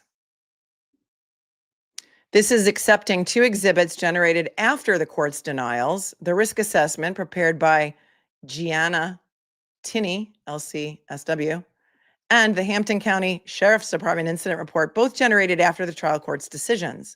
Nonetheless, these can be considered as part of the court's de novo determination. Okay, so let me just explain something to you. Usually, when you file an appeal, you cannot submit any new information. It has to be within the 4 corners of all the documents that were filed in the lower court. You can't be submitting anything new. Okay? But here, under the case that was cited earlier that we talked about, Comesso, the Comesso case said that in the case of a bail determination to the SJC single panel, I think specifically, you are allowed to submit new information. That is a very unusual rule. And I got to say, that's a fair rule in Massachusetts because most of the rules in Massachusetts are completely unfair to the defense. And so here, they've only included 2 new pieces of information showing that she's unsafe in the in Chicopee. But I pronounced Chicopee right too. In Chicopee, and a risk assessment report. The court's focus on the state of the record was unexpected and inconsistent with the history of the proceeding. Right. Bradel thought he was going in and out. It was going to be 5 minutes. Any other judge on the face of the planet would have been like, oh, I guess we didn't consider that. But we know she was in the hospital for 53 days. We know she was shot in the chest. We know she was airlifted. And, maybe I could take it into consideration and order another form of testing. I'm sorry, maybe no other judge that I know would ever have behaved this way. This is so out of pocket. I can't even explain to you how unusual this is. During the September 11th hearing for motion for relief, the court incorrectly stated that it had no medical support, whereas defense counsel had submitted a medical notice to the court prior to the petitioner's initial release on September 8th of 2025. See Exhibit 13. The medical notice laid out various issues Ms. Fitzsimmons was suffering with, including difficulty breathing, broken ribs, and other items provided in Exhibit 12, which was impounded at defense request. Further, Ms. Fitzsimmons being shot in the chest is laid out in the initial charging documents filed, and certainly no secret in the matter. The court was aware as early as the second hearing on September 8th that Ms. Fitzsimmons had difficulty breathing due to her healing punctured lung and broken ribs. Finally, the court had affidavits from the defendant and family, as well as 2 reports from a psychiatrist and a psychologist.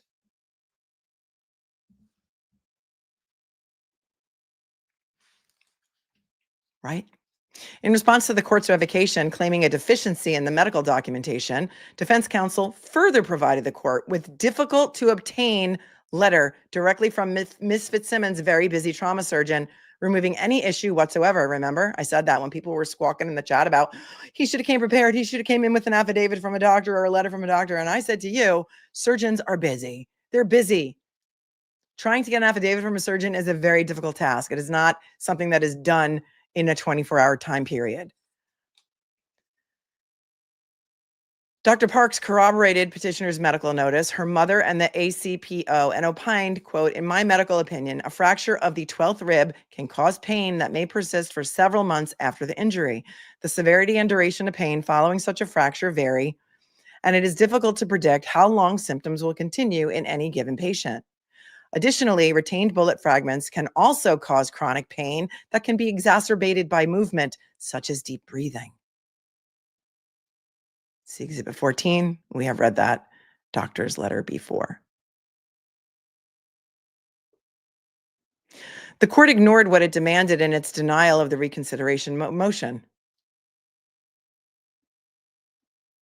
The court also ignored the second to last sentence of Section 58 sub 2, which provides, quote, the judicial officer may at any time amend the order to impose additional or different conditions of release. Further, the court erred in citing 58A4 as the applicable circumstance and finding noncompliance. The court was using the wrong statute. Oh, that's rich. This hearing was not a reopening of a 58A. This was the court revoking release under 58B, which clearly, as set forth herein, did not conform to the requirements for such action. Remember also her saying that she wasn't going to accept the assistant chief of probation's email as hearsay, and we read the statute and it said hearsay may be considered. I mean, does this judge not do this type of hearing often or ever? I mean, does she usually handle contract law? I don't understand. I don't understand what's going on here. Further, the court misstated the record, alleging that defense counsel did not provide alternatives to scram breathing. Urine testing is a common tool used by the trial court every day and not a complicated or obscure request by the petitioner. Counsel did, in fact, reference testing alternatives at several times during the September 11th scram hearing. And here's the recording, and he timestamps every single time that he talked about it. Don't call someone a liar, especially a lawyer, because we bring receipts. Unfortunately, the court's demeanor severely curtailed any elaboration from probation or counsel, culminating in the court preventing any further discussion by walking off the bench mid-argument of undersigned. Well, we didn't see that because there's only a recording of this, and there's only a audio recording. There's no video, but we heard it. We heard the tape shut off as Bradel was still talking. But I didn't realize she got up and walked off the bench. How rude is that? Wow. Psychology of 9 says this is so well written with such clarity. Amy Jones just says, wow, just wow.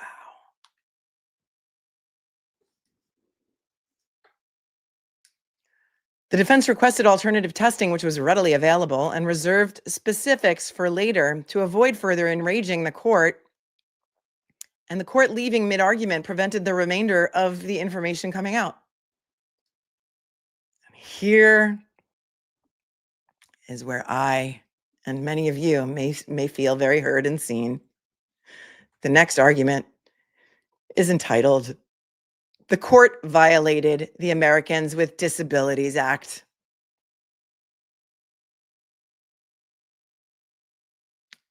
Oh, yes, they did. Let's hear why. In finding that, quote, after a thorough review of all the arguments and submissions by the Commonwealth and Fitzsimmons, that conclusion remains unchanged regardless of Fitzsimmons' claimed physical limitations.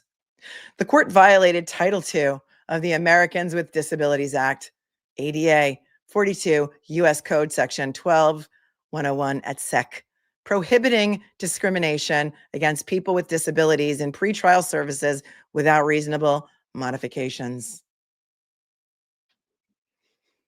They're watching and listening to you guys and me. I feel heard. And you do too. I know it. So many of you suggested that as well, and you were outraged by it. Please hit like to push the video out, says Scott Messerschmidt. Thank you.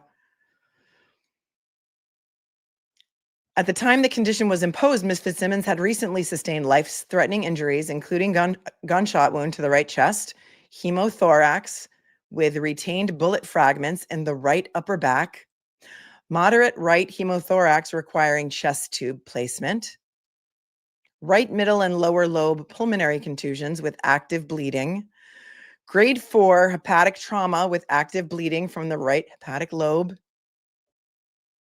comminuted right posterior 12th rib fracture, and a right anterior 11th rib fracture at the costochondral junction. See Exhibit 13. And that was Dr. Park's letter that we read in an earlier stream. She was clearly disabled under the ADA. The U.S. Department of Justice Civil Rights Division has directly addressed the ADA's applicability to this situation in its, quote, information and technical assistance on the ADA guidance letter as follows.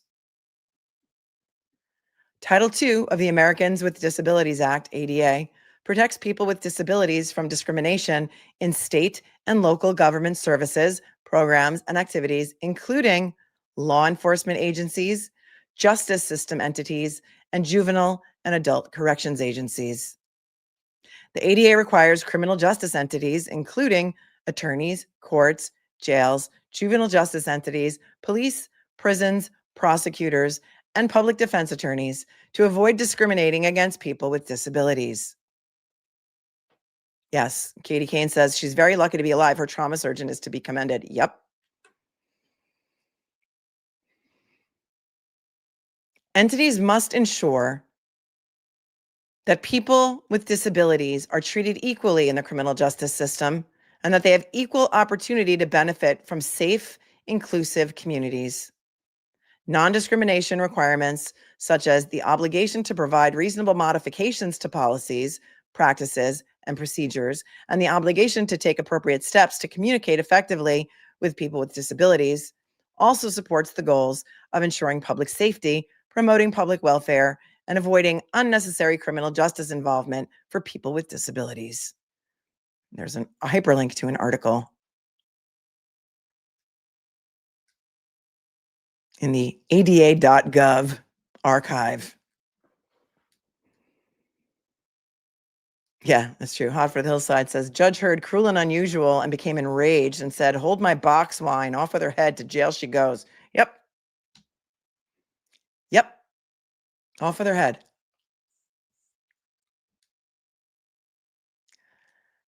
As a result of her gunshot wound, Ms. Fitzsimmons has severely diminished lung capacity and suffers acute pain when attempting to inhale or exhale deeply. Her treating physician has medically opined that a fracture of the 12th rib can cause pain that may persist for several months after the injury. The severity and duration of pain following such a fracture vary, and it is difficult to predict how long symptoms will continue in any given patient. Break for the document for a second to say, anybody out there ever fracture a rib? I never have, but I know people who have, and there's nothing you can do for it. You can't cast it. And if you did ever fracture a rib from anything, tell us how long it took for you to be pain-free from a fractured rib. Not to mention the collapsed lung, the lacerated liver, and all the other injuries that were causing pain for Kelsey. Additionally, retained bullet fragments can also cause chronic pain that can be exacerbated by movements such as deep breathing, according to Dr. Parks. Happy birthday, Helene. Happy birthday. Helene turned 40 on Sunday. Happy birthday. Wait till you turn 50, because once you turn 50, then you really have no more F's to give, right, ladies?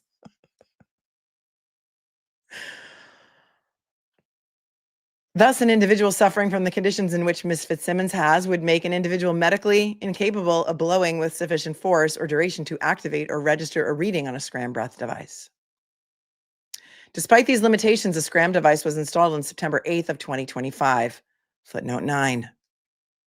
Upon witnessing Ms. Fitzsimmons' inability to comply with the device's demands due to her medical condition, Assistant Chief Probation Officer Jeffrey January attempted to bring the matter right back to the attention of Judge McCarthy Naiman, the presiding judge who had imposed the condition. However, Judge McCarthy Naiman had already left the courthouse for the day and no immediate judicial relief was available. Oh, wow, that's interesting. So the Assistant Chief Probation Officer tried to contact the judge the same day, September 8th. I want to go back and look and see what day of the week that was. He tried to bring it to the court's attention immediately, but the judge had left for the day, and so he couldn't. September 8th was a Monday. That's right, it was the Monday, and she was supposed to have the surgery on the Tuesday that she had to cancel. On September 10th, which was the Wednesday, Ms. Fitzsimmons, through counsel, filed a motion for immediate relief from scram, which was met with Ms. Fitzsimmons' immediate incarceration by the court. On September 11th, immediately following the revocation, she filed a motion for reconsideration, which provided the email from probation and requested reasonable accommodations. See Exhibit 15, including an alternative alcohol monitoring method, for example, random urine screens. Finally, on September 15th, Ms. Fitzsimmons, through counsel, filed a supplemental filing of pending consideration, see Exhibit 16, but the request for reconsideration was denied without a hearing. We went over all those papers. And the playlist for Kelsey Fitzsimmons is linked in the show notes below this video. You might have to close out the chat to get to it if you're on your phone.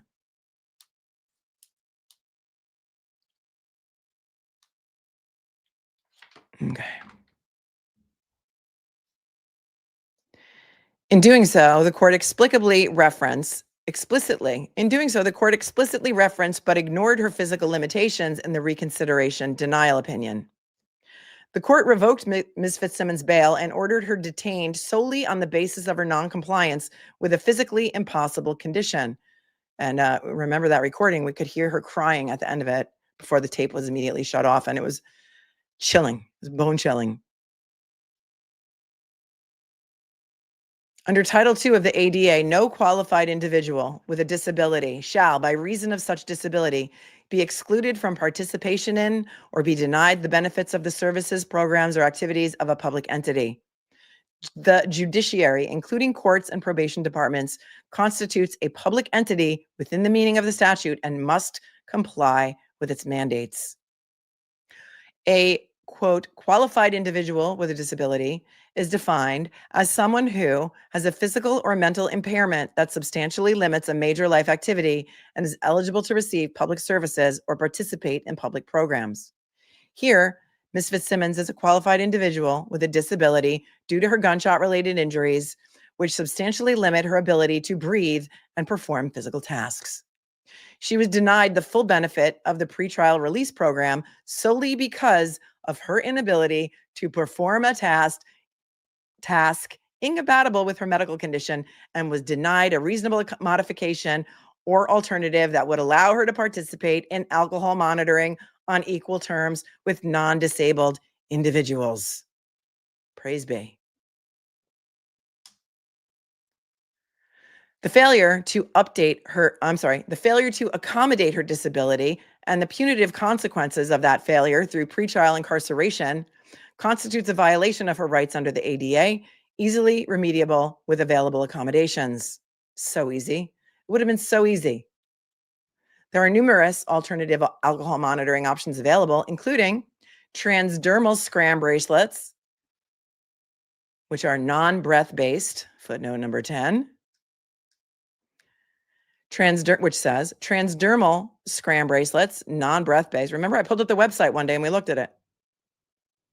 Although not currently available in Massachusetts, is, quote, like a breathalyzer for the ankle, the scram continuous alcohol monitoring bracelet provides 24/7 transdermal alcohol testing for hardcore drunk drivers, high-risk alcohol, and domestic violence caseloads. By automatically sampling the wearer's perspiration every 30 minutes, the ScramCam bracelet eliminates testing gaps and encourages accountability. ScramCam not only supports sobriety, but also results in higher compliance rates with court orders and increases community safety. This stream is brought to you by our sponsor, Scram. It's not, but that did sound like an advertisement. And that is all from the Scram Systems website, which I pulled up one day and we looked at it together. Oh, Sarah Todd says, Melanie, I want to thank you for reading these legal documents out loud. I'm a paralegal and listening to you read helps me be a better legal writer. Also, I'm outraged. Thank you, Sarah. Thank you. Like many things, being an excellent trial lawyer, the only way to become an excellent trial lawyer is by watching other excellent trial lawyers do it. And I say this a lot, but when I was in law school, there was no internet. I think Court TV had just started like after I got out of law school, and you couldn't really watch trials on TV. And so I would go into courtrooms and watch the great lawyers and watch trials for fun. Call me crazy. But law students now can watch all of these great trial lawyers on their laptops constantly. And that's how you learn how to be a great trial lawyer. It's a skill that they don't teach in law school. And quite frankly, you either have it or you don't. I mean, there's some, you either have it or you don't. And some lawyers are excellent writers. And the only way to become a great writer is by reading great legal writing, right? And some lawyers never want to see the inside of a courtroom. There's all kinds of lawyers, and they're all important.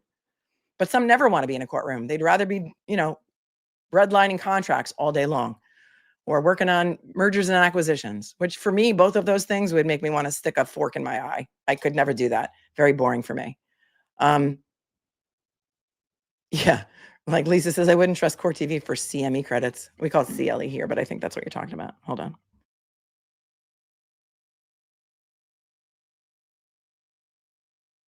And so thank you, Sarah, for appreciating me reading these documents to you. After footnote 10, the paper continues, random urinalysis testing and in-person probation check-ins.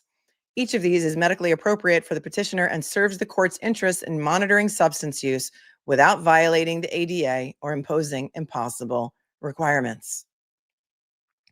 It is not too much to ask for the court to accommodate Ms. Fitzsimmons' conclusively demonstrated disability with an alternative testing method and not violate federal disability law to enforce a dubious procedural position. Later, I want to go through this document and just highlight all of my favorite adjectives, because there are so many. Next section is entitled Errors of Law. Finally, the court erred when it misstated the standard for using hearsay in a probation hearing. I feel heard. I'm out here. I'm a lawyer that many people find annoying. I'm a lawyer with a microphone that shouts into it all the time. Every now and then, I feel like I'm being heard. Today is one of those days. It feels glorious. The court improperly stated in the hearing that, quote, the email from probation is not evidence. It is an email. It's hearsay. And this is an email from a probation officer. The court gives that 0 weight, end quote. And it's time-stamped. And here's where you can go, single panel justice, to find it, 12-10-08.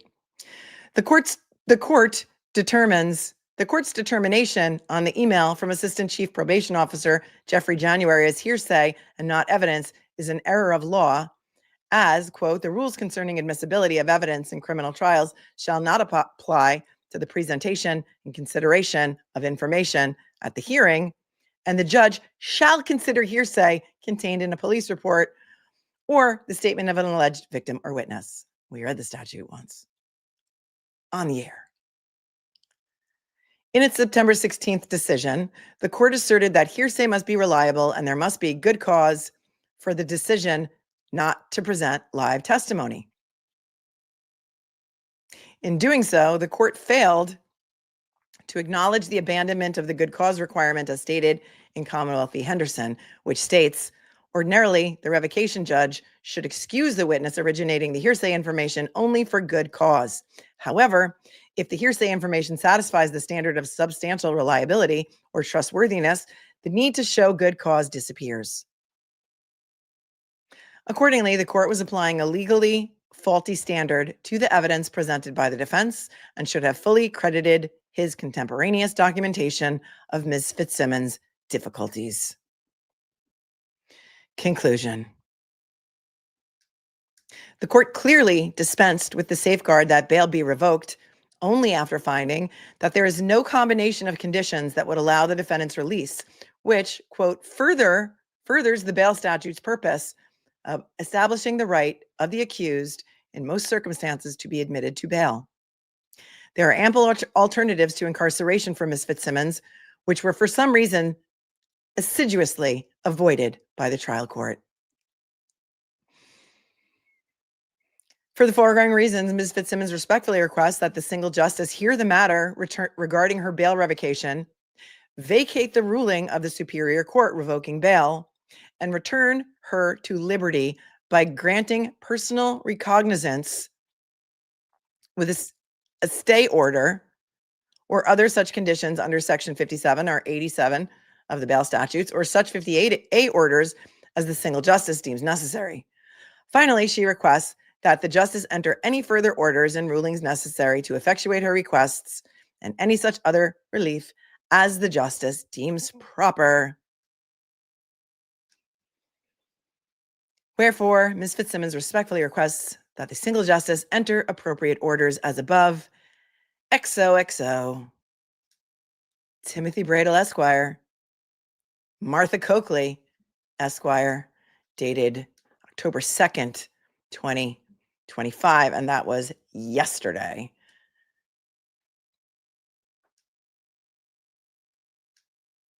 And then Tim Bradle signed an affidavit saying that everything in here is true, to the best of my knowledge, information, and belief. All documents, exhibits, and affidavits filed herewith are true and accurate copies of the original. Honey and Salt says, the only thing missing from this are the hyperlinks. I know. They needed hyperlinks in the mega motion because there was so many exhibits and there was so much evidence. And that is the reason why they were so necessary. I'm going to pull up the exhibits. Give me a second, because I want to look at that. If it's not impounded, the police report or the sheriff's report or whatever it was regarding what happened to Kelsey in Chicopee. So many, they're working assiduously. They are. You don't know. I mean, you learn a lot of vocab here too. A lot of vocab.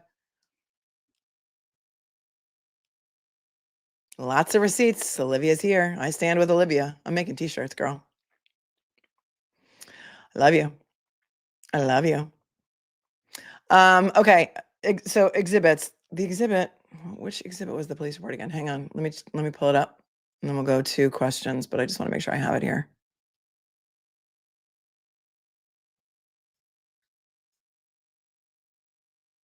Oh, I do. I have it here.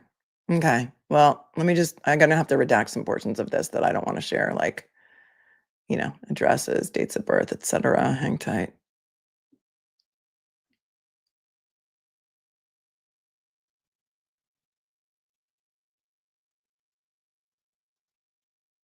Okay, we'll look at that in a second, but first, let's go to the chat.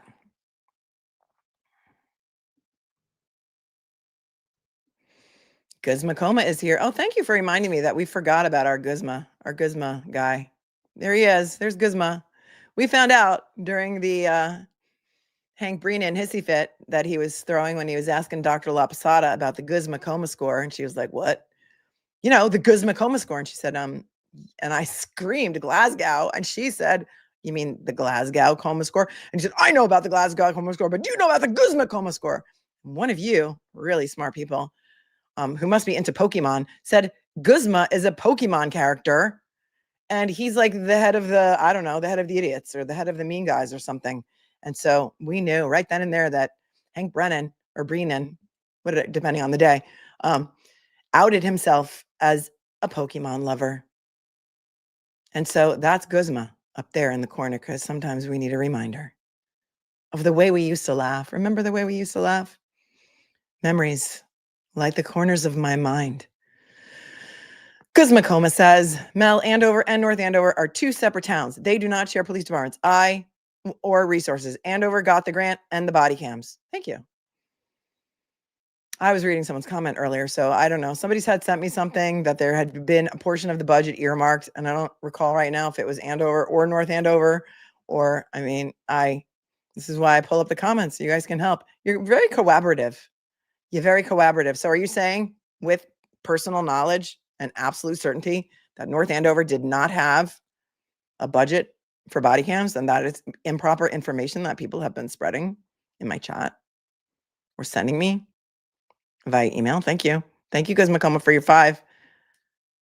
Mama Firefly said earlier, how is it that Kelsey is severely wounded and in prison, yet Lindsay Clancy, who murdered her 3 children, gets to stay in Tewksbury, where the nurses wheel her outside every day? I can't answer that for you,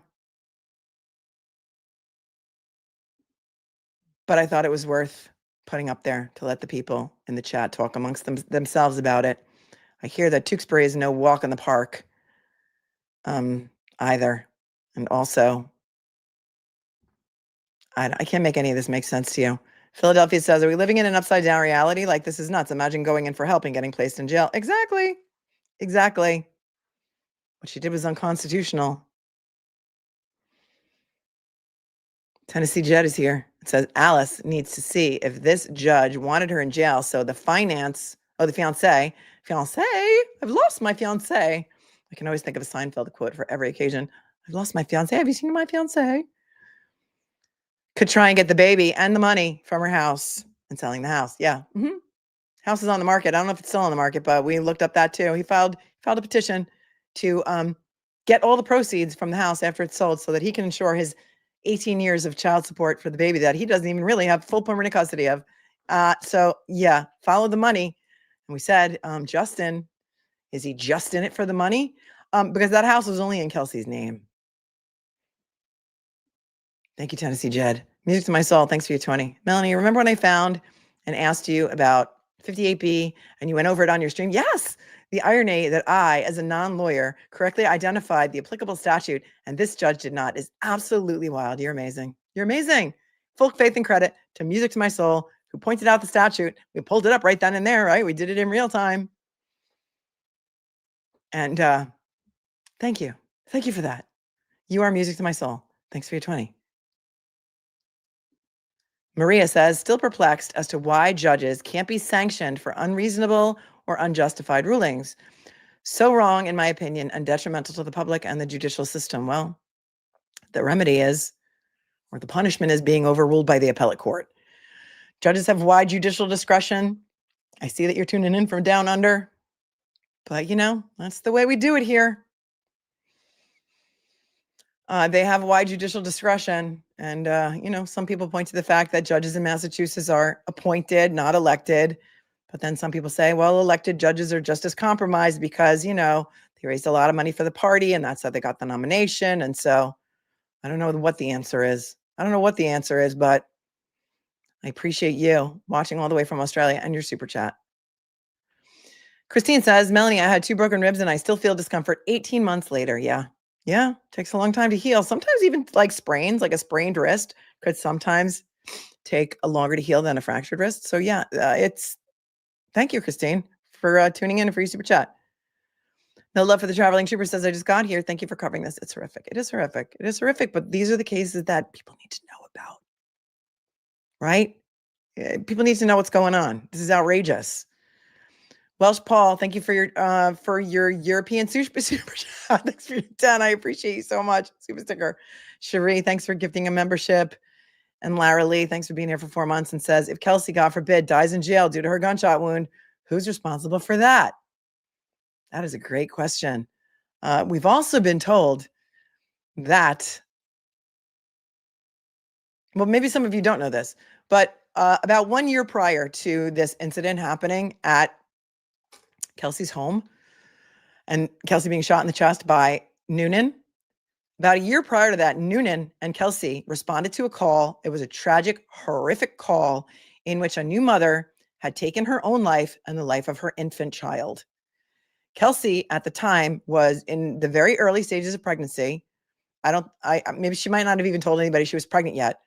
And so both of them suffered that trauma together. We've also been told or learned, both been told and learned, that when Kelsey was shot by Noonan, she was pregnant again. And that she miscarried in jail. So remember, she was in the hospital for 53 days. She was not in jail yet. And remember that you can be charged with the murder of an unborn child in Massachusetts. And so no body cams, coupled with Noonan saying she pointed the gun at me is what he said. No other witnesses. Yeah, it's oh, you heard that was a rumor that she was pregnant, or that they had responded to that call.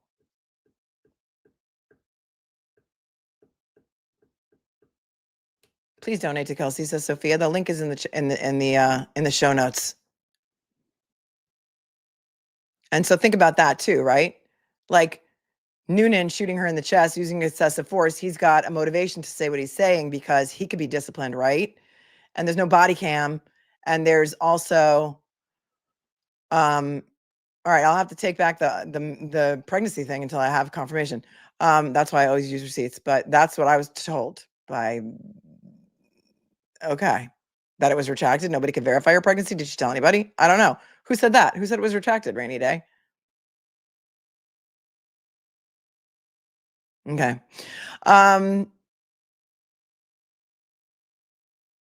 Who is responsible for that? That's a great question. Noonan could be held responsible for that because he's the one who shot her, right?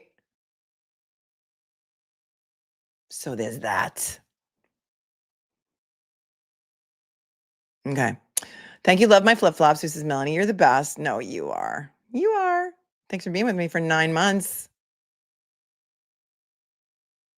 Kelly Applegate says, I think we need a hashtag I stand with adults merch to combat all this negativity.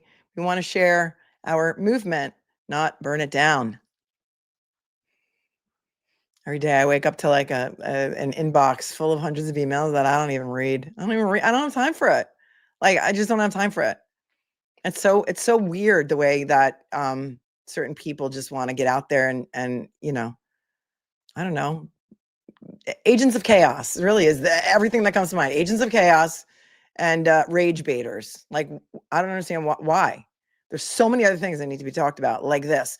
Hi, bakers. Are the bakers here? Pregnancy is hearsay, says Northeast Dasher.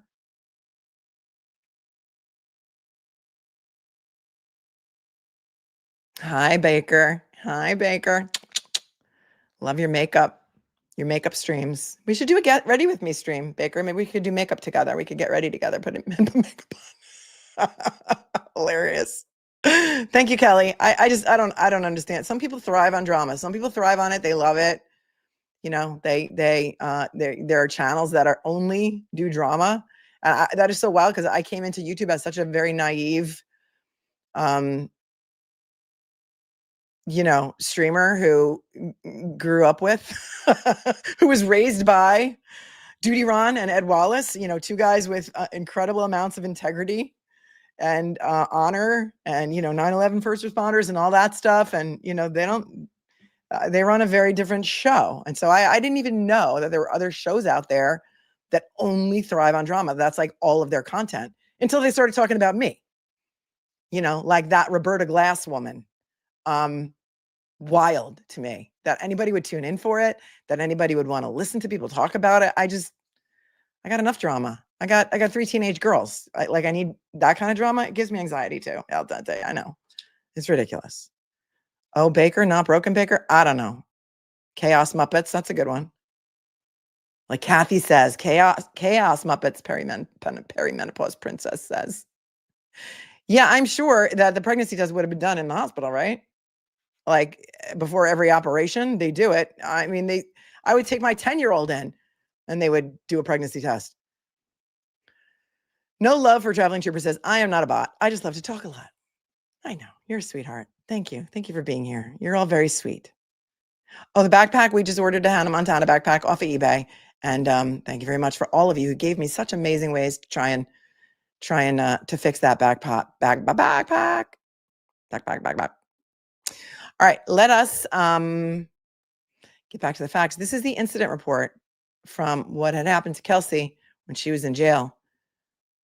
I don't know if somebody is in here who knows anything about the Chicopee prison, or is it a prison? Is it a jail? Is it the only women's facility in the state? Did they move her there? I have questions about Chicopee. So if anybody knows anything about it, let me know. And also, so many people have asked me to cover this Lakin, what is her name? Lakin Snelling thing. The college student who apparently gave birth to a baby and put it in the closet. I just, listen, I don't know if I can do it. I'm going to just be honest with you. I don't know if I can do that. Like, that is not a thing that I think that I can cover. I will look into it a little bit more to see if I feel like I'm able to do that. But being a mother of 5 and having kids in college, I just don't know if I can do it. So many of you have asked me for it, and I just, like, I understand that it's very popular content and that a lot of people want to watch it. And I just, maybe you might have to watch it somewhere else, because I just don't think the things with the babies are just, it's just hard. It's just hard. Oh, look at Patty with such a nice compliment. Says, you were born to do this. You have no downtime when you do your YouTube presentation. You make it look effortless. Thank you. Thank you. I talk a lot. Oh, new episode of Rainmaker tonight, says Pure Duck Ray. I got to start that. I got to start it. I've been following the morning show. And let me just say, you know how I love John Hamm. Well, he's back in episode 3 of Morning Show. And boy, does he look like a snack. I'm just saying. I can say that, right? John Hamm is a snack. Here's the Hampton County Sheriff's Office incident report. And this is for Kelsey Fitzsimmons. And this is dated 9/24/25,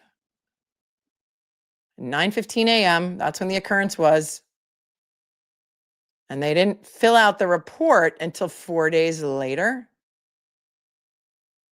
What is this? Fanning?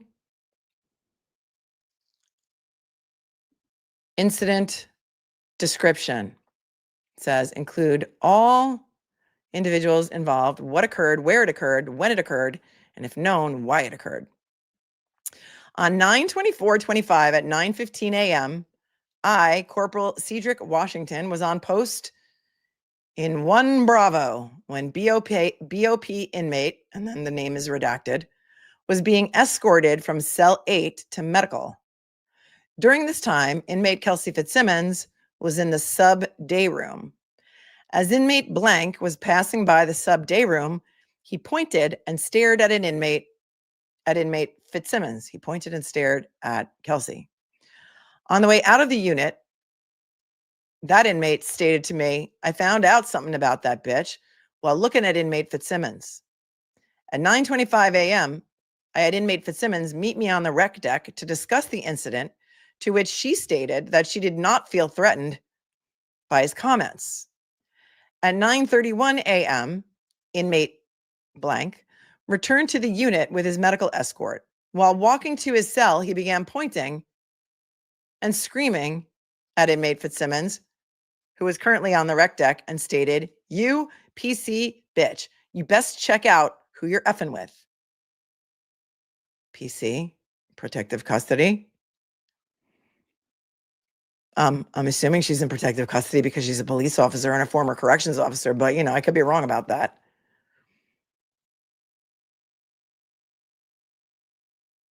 I requested inmate blank to stop with his comments, which he immediately complied with my request and locked in his cell. Immediate action taken. Unit manager Porter met with inmate Fitzsimmons Kelsey, and per inmate Fitzsimmons, she feels safe in the unit. Inmate Fitzsimmons will continue to be housed in Unit 1B.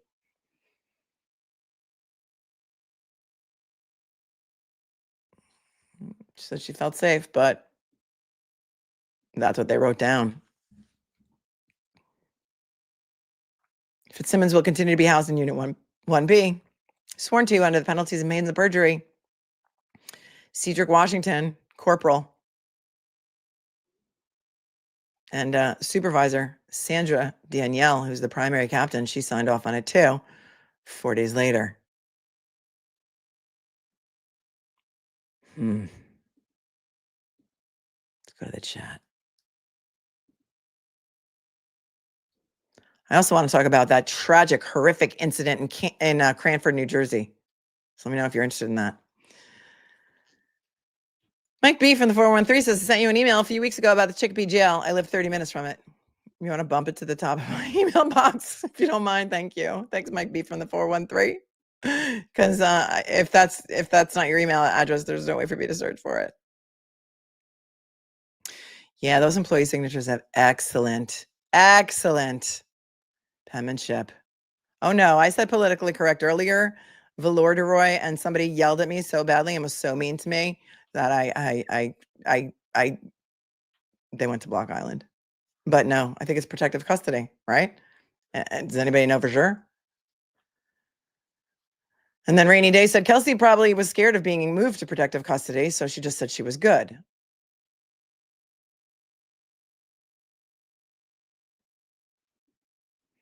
Pierce says, it makes it worse if you say you don't feel safe.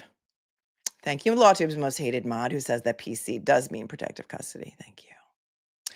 Oh, what went on in Cranford, New Jersey? Oh, 17-year-old kid whose uncle is the chief of police was stalking another 17-year-old girl.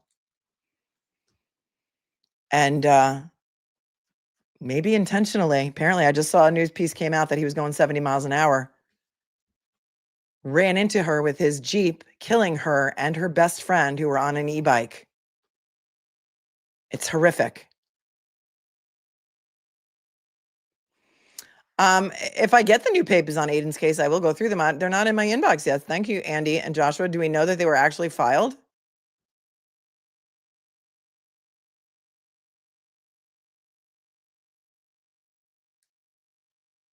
Do we know? Thank you, Lindsay, who says I'm a little behind by catching up.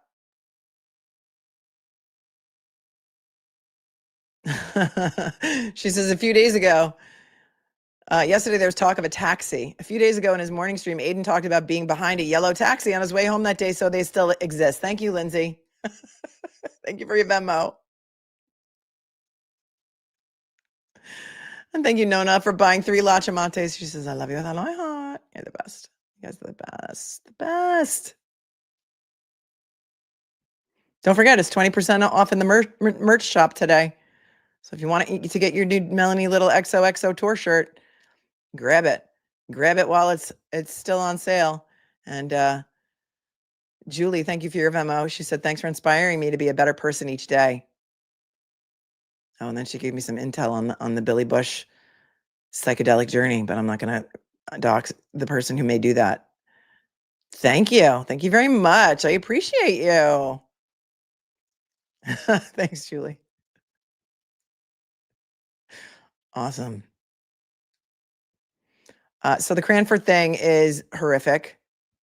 And what is also interesting is that the kid, the 17-year-old kid, went and streamed on YouTube and talked about it. And as of right now, it's still up. So I kind of want to do it before he takes it down.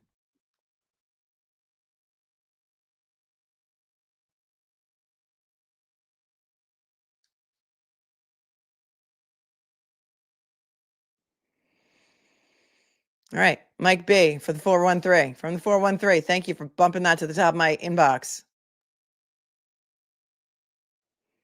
He tells me that Hampton County Sheriff's Department actually runs the Western Mass Women's Correctional Center where Kelsey is currently being held. This department is currently being featured in the A&E news series Family Lockup. Well, I didn't know that. Look at Mike B laying all of the information on us. So if somebody gives me the papers, Angie and Josh, on Aiden, I absolutely will go over them. Mike B from the 413 also says, is anybody watching this new A&E series? Family Lockup? Mike B says that he knows the sheriff and he has made a positive impact in the care of inmates and clients under his care through a variety of programs. He says the facility that Kelsey is in is less than 10 minutes from a level 1 trauma center in case any of Kelsey's physical injuries or illness require immediate intervention. I hope this puts some supporters' fears to rest about her care and health needs. That makes me feel better. Thanks, Mike. I only hope. Okay, I won't read that part. He also says the sheriff is a fair and decent person for an elected official.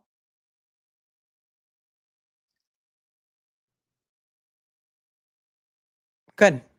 Thank you. All right, so let's take a look. Let's take a look at this Western Massachusetts Regional Women's Correctional Center. Let's take a look because he also gave me the website because you guys are so collaborative. You're so collaborative.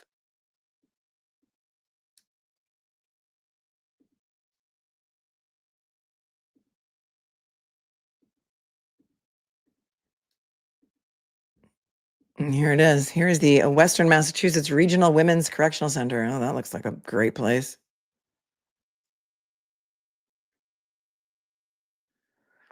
Looks like a jail. Not very warm.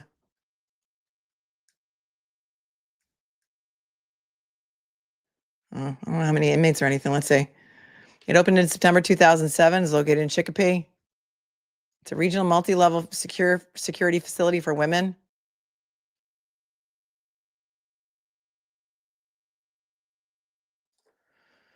And as a member of the Western Massachusetts community, the center strives to be a good neighbor, responding to the needs of the community by providing public information and community services.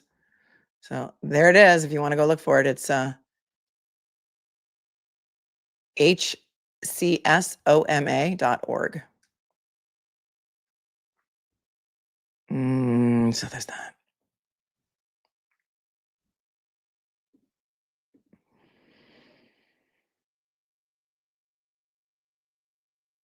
They can't even pressure wash their sign, Ms. Mojo Horizon. They can't even pressure wash their sign.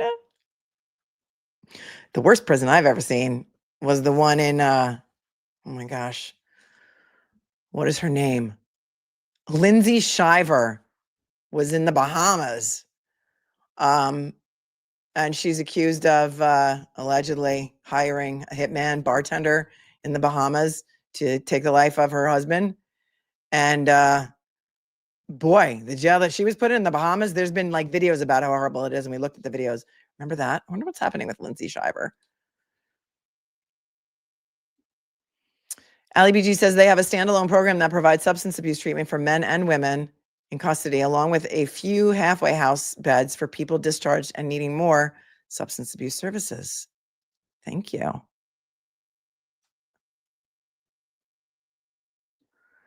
Hello. Hi, Harrison. Harrison's here. He says hello. Hello. I'm glad you had a good day. Thanks for tuning in from across the pond. Thank you. Thanks for tuning in.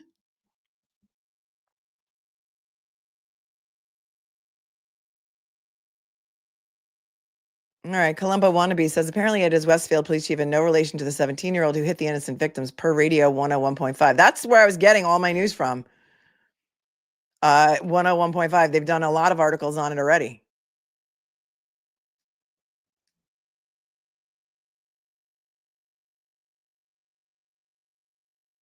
So there's that.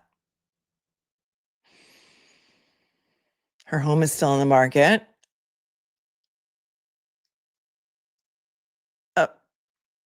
No, love for the traveling trooper says I did a super chat and I forgot to write something. Thank you for the no chaos channel. Oh, that's a good thing that we should, maybe that's good. A no chaos channel. So we could be known as.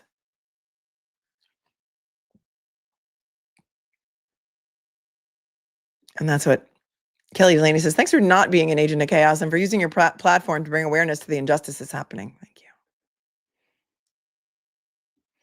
Tom Golly says, what has crazier shows? A&E, which started as Arts and Entertainment, or TLC, which started as the Learning Channel. Oh, I don't even know. I don't think I watch either one of those channels.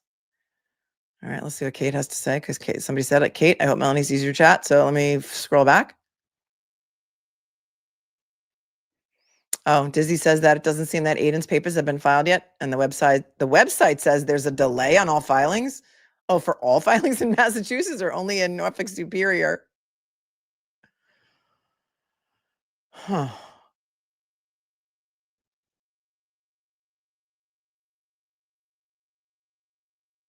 I don't know, Kate, if you want to put it in the chat again, I'll take a look for it.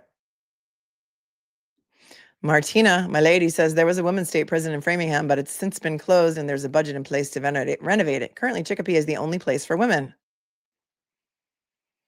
Okay. Oh, yeah. Letter Rose by Better Rose says, I am about 30 minutes from Cranford. It's a devastating story. Yeah. Yeah. You want to hear about that? I got to do a little, I got to pull up some articles. I got to it's going to require a little bit of work for me to get a show together for you, but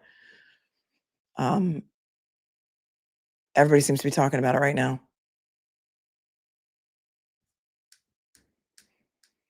Thoughts, questions, comments, concerns before we wrap this stream on Kelsey Fitzsimmons. Actually, let me just see if there's any other exhibits that we need to talk about in this filing.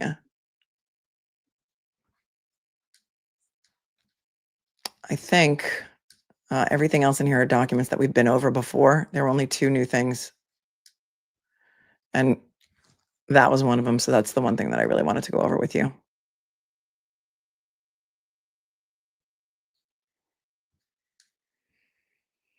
What do you want to talk about that's non-drama related? You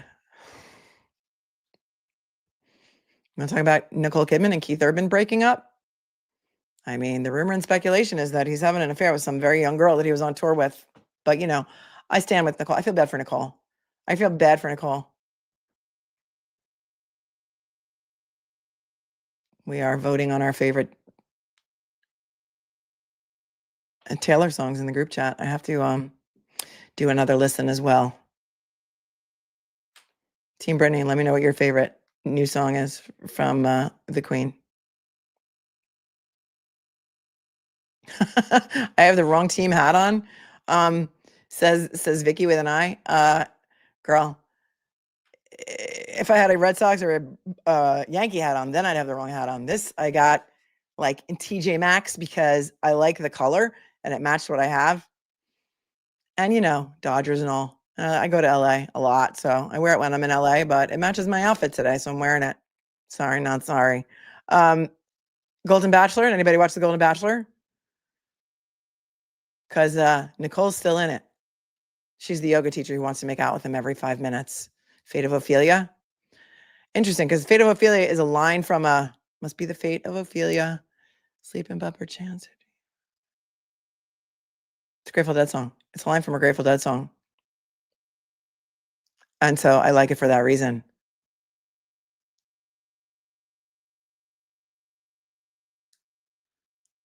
Oh, so there's a fake Karen Reed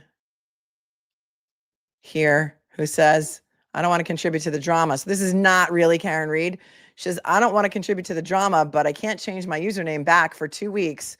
I was the fake Karen Reed last night in the Glarer showing how easy it is to change your name. Well, that's what a lot of this drama is about, apparently. Were you also in another streamer's stream and did all of your comments get put up on the... So there was another... I don't know. I can't get involved in it. Can't. Don't even make me talk about it because I won't. Because I don't get it. Canceled is catchy, says Bethany. I wonder if it's about Blake, because then Taylor isn't mad, I guess. I like eldest daughter because, you know, I'm the eldest daughter, so I like that one. Father figure is in there too, and apparently George Michael's estate was very happy that she decided to. But I didn't really get, it didn't really sound like George Michael's version to me at all. I'm going to have to listen to it again. Oh, so you were not the JFK version of Karen Reed, says this Karen Reed. See, that's easy.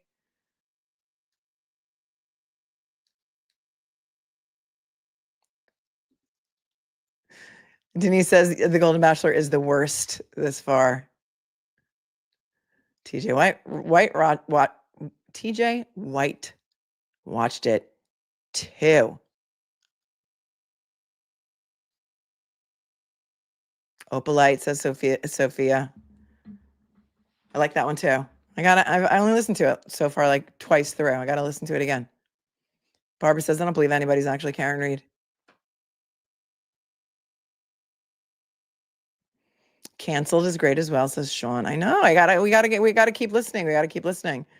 Because I'd rather talk about music or I don't know, even like celebrity gossip. And Sophia says it's all so good. Okay, that is not Karen Reed, says the LawTube's most hated mod.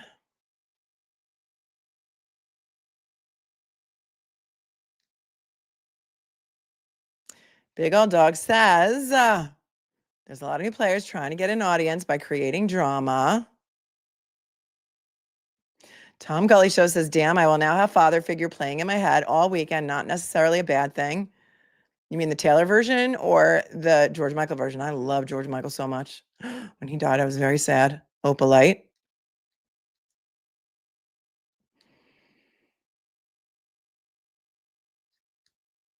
Says Jen and Toxic.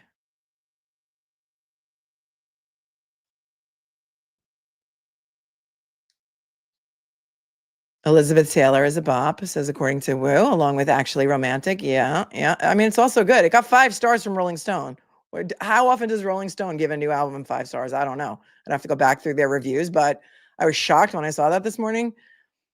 And then I had to go listen to it again and go sit by the water with my coffee and listen to it this morning. And then I kept getting sidetracked by everybody trying to get me involved in the drama that I have no interest in. And then House Bethco says this album is no skips for sure. Elizabeth Willis says, not to be rude, but why would Ana Walshe stay with her husband, who's a known crook and criminal? Why wouldn't she be moving on with her life? Well, that's the thing. I mean, that's not rude. Listen, people are rude to me every single day. That is a absolutely acceptable comment and a great point. And it gives a little more credence to the theory that maybe she's a gone girl and she just wanted to leave and get out of there because her body's never been found. And we have learned that the alleged piece of bone on the hacksaw that was found in the dumpster has never been confirmed as human or animal bone. We learned that by going over the motions in Lemonade. So maybe she wanted, and oh, here's another thing that I found. I forgot to tell you guys this part because I found this also in my deep dive yesterday. Remember, they were talking about a prior police report from 2014 that they're trying to keep out of evidence as prior bad acts. Apparently, in 2014, Ana Walshe filed a police report against BRIAN WALSHE in Washington, D.C., saying that he threatened to kill her. But then she wouldn't cooperate, and so he wasn't prosecuted. That is apparently, allegedly, what that 2014 police report is about. Because remember we said we didn't know about it? Well, I found out about it by just doing a simple Google search. So there's that. And that's a great point. And then that made me think, were they actually married in DC? See, now I have so many questions because I said when he was looking up divorce laws in DC, I was like, but the marital home was in Massachusetts. Didn't they get married in Massachusetts? Did they get married in DC? Does anybody know? Somebody right now, one of you I know is probably doing a deep dive into all these Instagram profiles and you're going to find out a whole bunch of stuff and we're here for it. But we like receipts. We like receipts. Are you going to the movie tonight? What you see is what you get, says I didn't hear any George Michael and father figure. Me neither. I thought there was going to be like maybe like a little, I don't know, like a little, I will be your father figure, like maybe him in it a little bit. And I just, Rachel Henderson says, go and listen to George Michael's cover of Don't Let the Sun Go Down on Me. It's stunning. He did it with Elton John. I just remember that album and just dancing around in college. To Faith, the Faith, baby. Oh, we love that album so much. We loved that album. My roommate and I. So good. Have fun at the movie.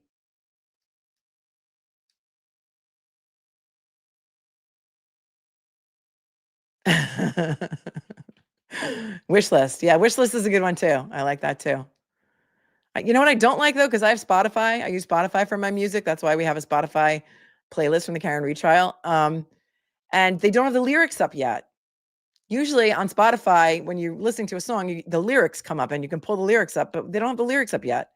And I'm a big lyric person. Like I'm really into lyrics. And so I really want to see the lyrics while I'm listening to the song. And so hopefully Spotify will get that going soon. Or is it because she wants to release lyric videos? I don't know. But let me pull up my Spotify and see if they've rectified that yet, because I really, really want to see the lyrics as I'm listening to the songs. Oh, they have them now. Oh, look at my prayers have been answered. My prayers have been answered. Thank you, Spotify, for getting it together. I did try. I had the thing on last night. I had Spotify open at midnight, and I was on the countdown. And it took a bit for it to load. It didn't load right at midnight. So that was fun. It's fun. It's fun to have something to look forward to, right? Buy the tickets, everyone. Buy the tickets. Jenna Toxic says the whole album is a banger. A banger. And here's Tom Gully to say, as someone who is living the Golden Bachelor, some of you don't realize the private hell that man is going through. It's a nickel. It is a nicked and dented factory seconds closeout sale on both sides. Oh man, we could do a whole show about this, Tom Gully. We could do a whole show about this. We really could, because I have so many thoughts on it. It's not like it used to be when you could just meet people in person, if you have to go on these apps, and it's weird, and it's, in my age category, like all the men that are single have to deal with like their ex-wife, and they're all very angry. They're all very angry because they can't keep their money that they're making, because all their money goes to at least one ex-wife and child support. And so they're living like not as good of a life or standard as they were before their divorce. And then if you date someone who is a widow, then, you can't compete with a dead woman, so there's that. There's so many men who have never been married. Is that a red flag too? I don't know. You tell me. Lyrics are a must, says Helena. I agree. Cookie Doodle says, did I dance on the aisle at George Michael's 1989 Faith Tour? Yes, I did. Says Cookie Doodle, I wish I did.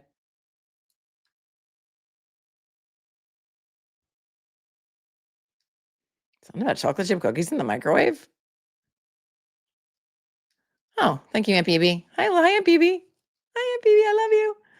Any thoughts on when you think the decision will come in on Kelsey from the SJC? Thank you. Well, the Commonwealth needs an opportunity to respond. So usually they get usually a week to respond.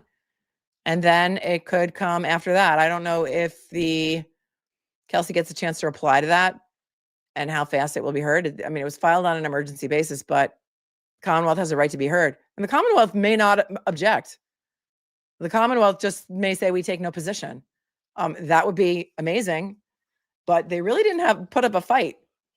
They really did not put up a fight, to their credit, because we're used to the Commonwealth putting up a fight about every little thing. So it could be 10 days. It seems like also in BRIAN WALSHE's case, the one judge panel did not take very long to come back with a decision, and that was not filed on an emergency basis, right? So there's that.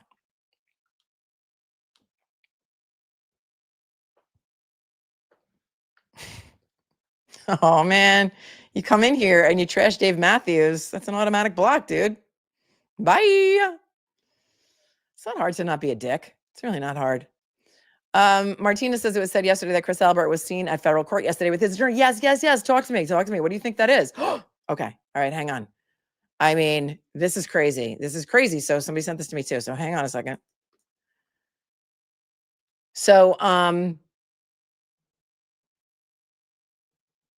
So Chris Albert was seen yesterday at the Supreme Court, at the federal court. So yesterday was the sentencing for, Jessica Leslie. Remember, we read her pre-sentencing memorandum or something the other day, and she was in federal court. And then, Grant Smith-Elliott, to his credit, I think was the only person who got like a video of him coming out of court. And then he got a video of Jessica Leslie and her mother in the car, and the mother actually knew who Grant was. She said, she called him by name. It was crazy. Hold on. Now I got to find it. But why was Chris Albert there? Does he have something else of his own in federal court? Or was he there for Jessica? I don't think he was there for Jessica Leslie. Do you? All right, well, this is totally like watermarked, but all right. So Boozy Beauty said, Chris Albert has had a busy and interesting week, it looks like. Wondering minds want to know, why did him and his attorney show up to today's sentencing of Jessica Leslie, the federal grand jury member who sat upon John O'Keefe's grand jury, among others, in Massachusetts? Was something he testified to leaked? In what way would this interest Mr. Albert? And then, she's got a little thinky emoji. But I mean, this is crazy. And remember, Grant Smith Ellis is the one who started the whole rumor. I don't know if he started the rumor, but he kept the rumor going about me and Alan Jackson being in Cancun together for Dave Matthews. So there's that.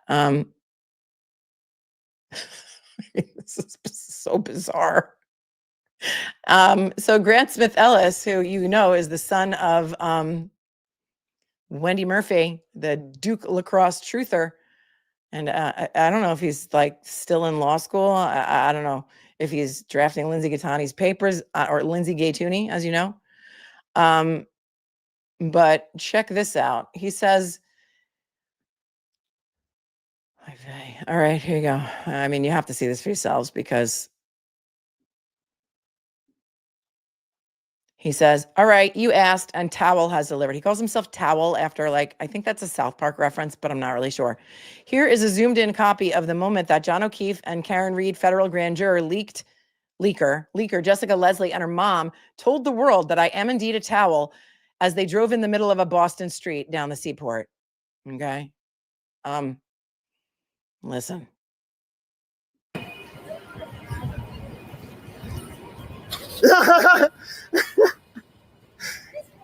You beeped at me.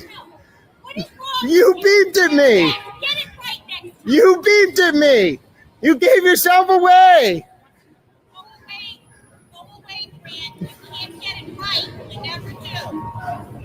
Go away, Grant. You can't get it right. You never do. She knows who he is. Jessica Leslie's mother, if that's her, knows who Grant is. That's unfair. Otherwise, we would have talked to you. But you don't get it. You're talking to me right now by yelling at me on a road. I'm a smart person. Thank you. So proud of being a towel. She said I'm a towel. Ah! I mean, you can't even make this up. What are we doing? What are we doing? What inside out, upside down world are we in? Anyone? Does anyone know?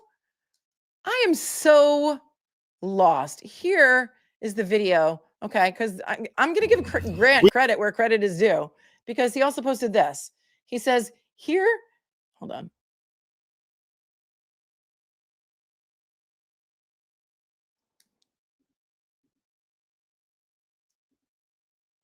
Here is the video of Chris Albert. This is 20 hours ago. Of Chris Albert leaving today's hearing for Jessica Leslie, the John O'Keefe and Karen Reed grand juror leaker who was sentenced to 2 months home confinement. Okay, so I guess that's what she got. But he's got video of Chris Albert coming out of the courtroom with his attorney. Let me just see if I can zoom in on this a little bit better. Hold on. I mean, why was Chris Albert there? It's so bizarre. All right, here we go. My camera. There's Chris Albert behind his attorney. We all extend you our apologies. We wanted to let you know that. Look, he's smiling. Great, my freeze game is on point. As always, he's smiling at Grant. He knows Grant. He's happy he's there. In particular about the Kate Peter video. We just want to let you know. My camera. What? We got to see it again. It's only a very short loop. We all extend you our apologies. We wanted to let you know that. In particular about the Kate Peter video. We just want to let you know. My camera. The Kate Peter video? Oh, the Kate Peter video where she accused, where she admitted that she made up the stuff about Colin Albert? I don't know. Yesterday on the stream, we watched the Canton Select Board meeting where John Camo got up and spoke and said that Chris Albert had called him a couple of days before and was cursing him out and saying, why don't you send more D-pics to your stepdaughter? And then, and told him to come and meet him at, what's the name of that bar, you guys? Matt Kelly's or something? Come and meet me at Matt Kelly's like a man. Because allegedly, apparently Chris Albert's son had called him to say that John Camo was at their house, but he wasn't. He was walking down Washington Street in Canton. The whole thing was bizarre. But then after he spoke, his ex-wife got up and spoke Because Chris Albert said, I even talked to your ex-wife about it. Well, nobody's going to lie about her because she was there too. And she got up and spoke. If you didn't watch it, go back to yesterday's stream. I even changed the thumbnail because half of it was on Brian Walsh and then half of it was on what happened with Chris Albert. And then after that, the stepdaughter got up in front of the crowd. And there wasn't really a crowd that was there. Yeah, apparently she got 2 months home confinement, Jessica Leslie. The stepdaughter got up and said, I'm here to right a vicious wrong. How dare you? She didn't say how dare you. I'm putting that in there. We have a how dare you emoji. That reminds me. How dare you say things like that about me? Now, do I have to be worried now when I come to town with my children? And Rich Schiffer was sitting there. And he had his arms folded and he was, like, really? They came after me for rubber ducks. And there was a 36-page police report. They did trash polls. They got warrants from makestickers.com. And pray for Canton because people who live there are afraid to talk about it, except for Brenda Sweeney, because she got up and she said some amazing stuff too. The whole thing is crazy. It's crazy. But will there be ramifications for Chris Albert's behavior? He wasn't allowed to say anything back, and he busied himself real quick, shuffling his papers, looking around. Why do they have so much power? I just really want to know. I really want to know. Oh, no, Mimi, there's the tie-dye sweatshirts is still there. I'll pull it up for you. Hang on. So I don't know why they still have so much power. Maybe somebody can enlighten me. They did more investigating the ducks, right, than they did for the murder investigation of John O'Keefe. And it's horrific. Absolutely horrific. All right, I will show you the website so that you can... I'll show you where to find the tie-dye sweatshirts.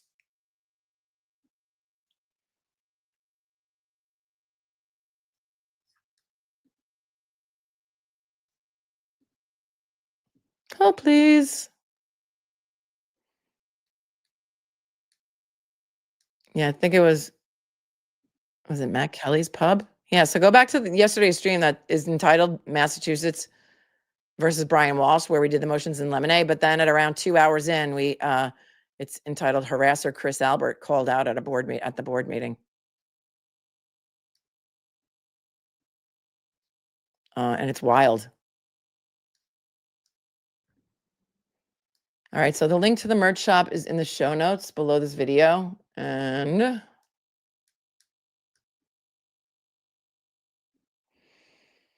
if you click on it and you go in, make sure you click this. It says 3 days left of 20% off everything at the top. You have to click on this redeem coupon. You have to redeem the coupon. And then you can go in and then you can just go to like,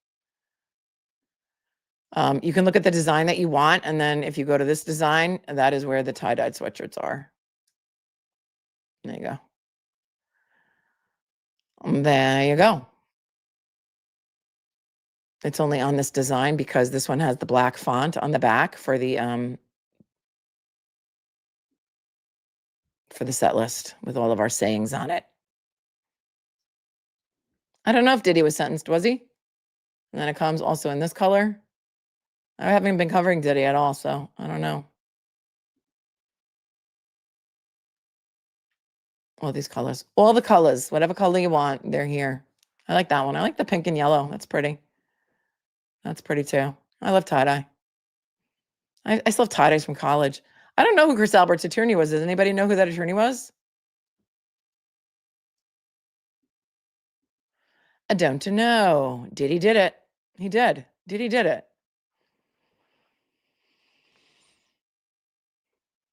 Not yet. It seems that defense is ending its remarks soon. Okay, so I'm sure there's people like live. There's no cameras in that courtroom, so. Clara says, did he apologize? So there's no need to cover it. I mean, did he? Did he apologize? Did he apologize? Listen, I saw that video of him and beating the bejesus out of Cassie Ventura. And that's all I need to say, to know everything I need to know about him. In addition to the fact that, the white parties that he used to have out here on Long Island in the Hamptons were legendary. I don't know. A lot of people don't think there should be ramifications for their behavior. And it's sad. Kind of like Chris Albert.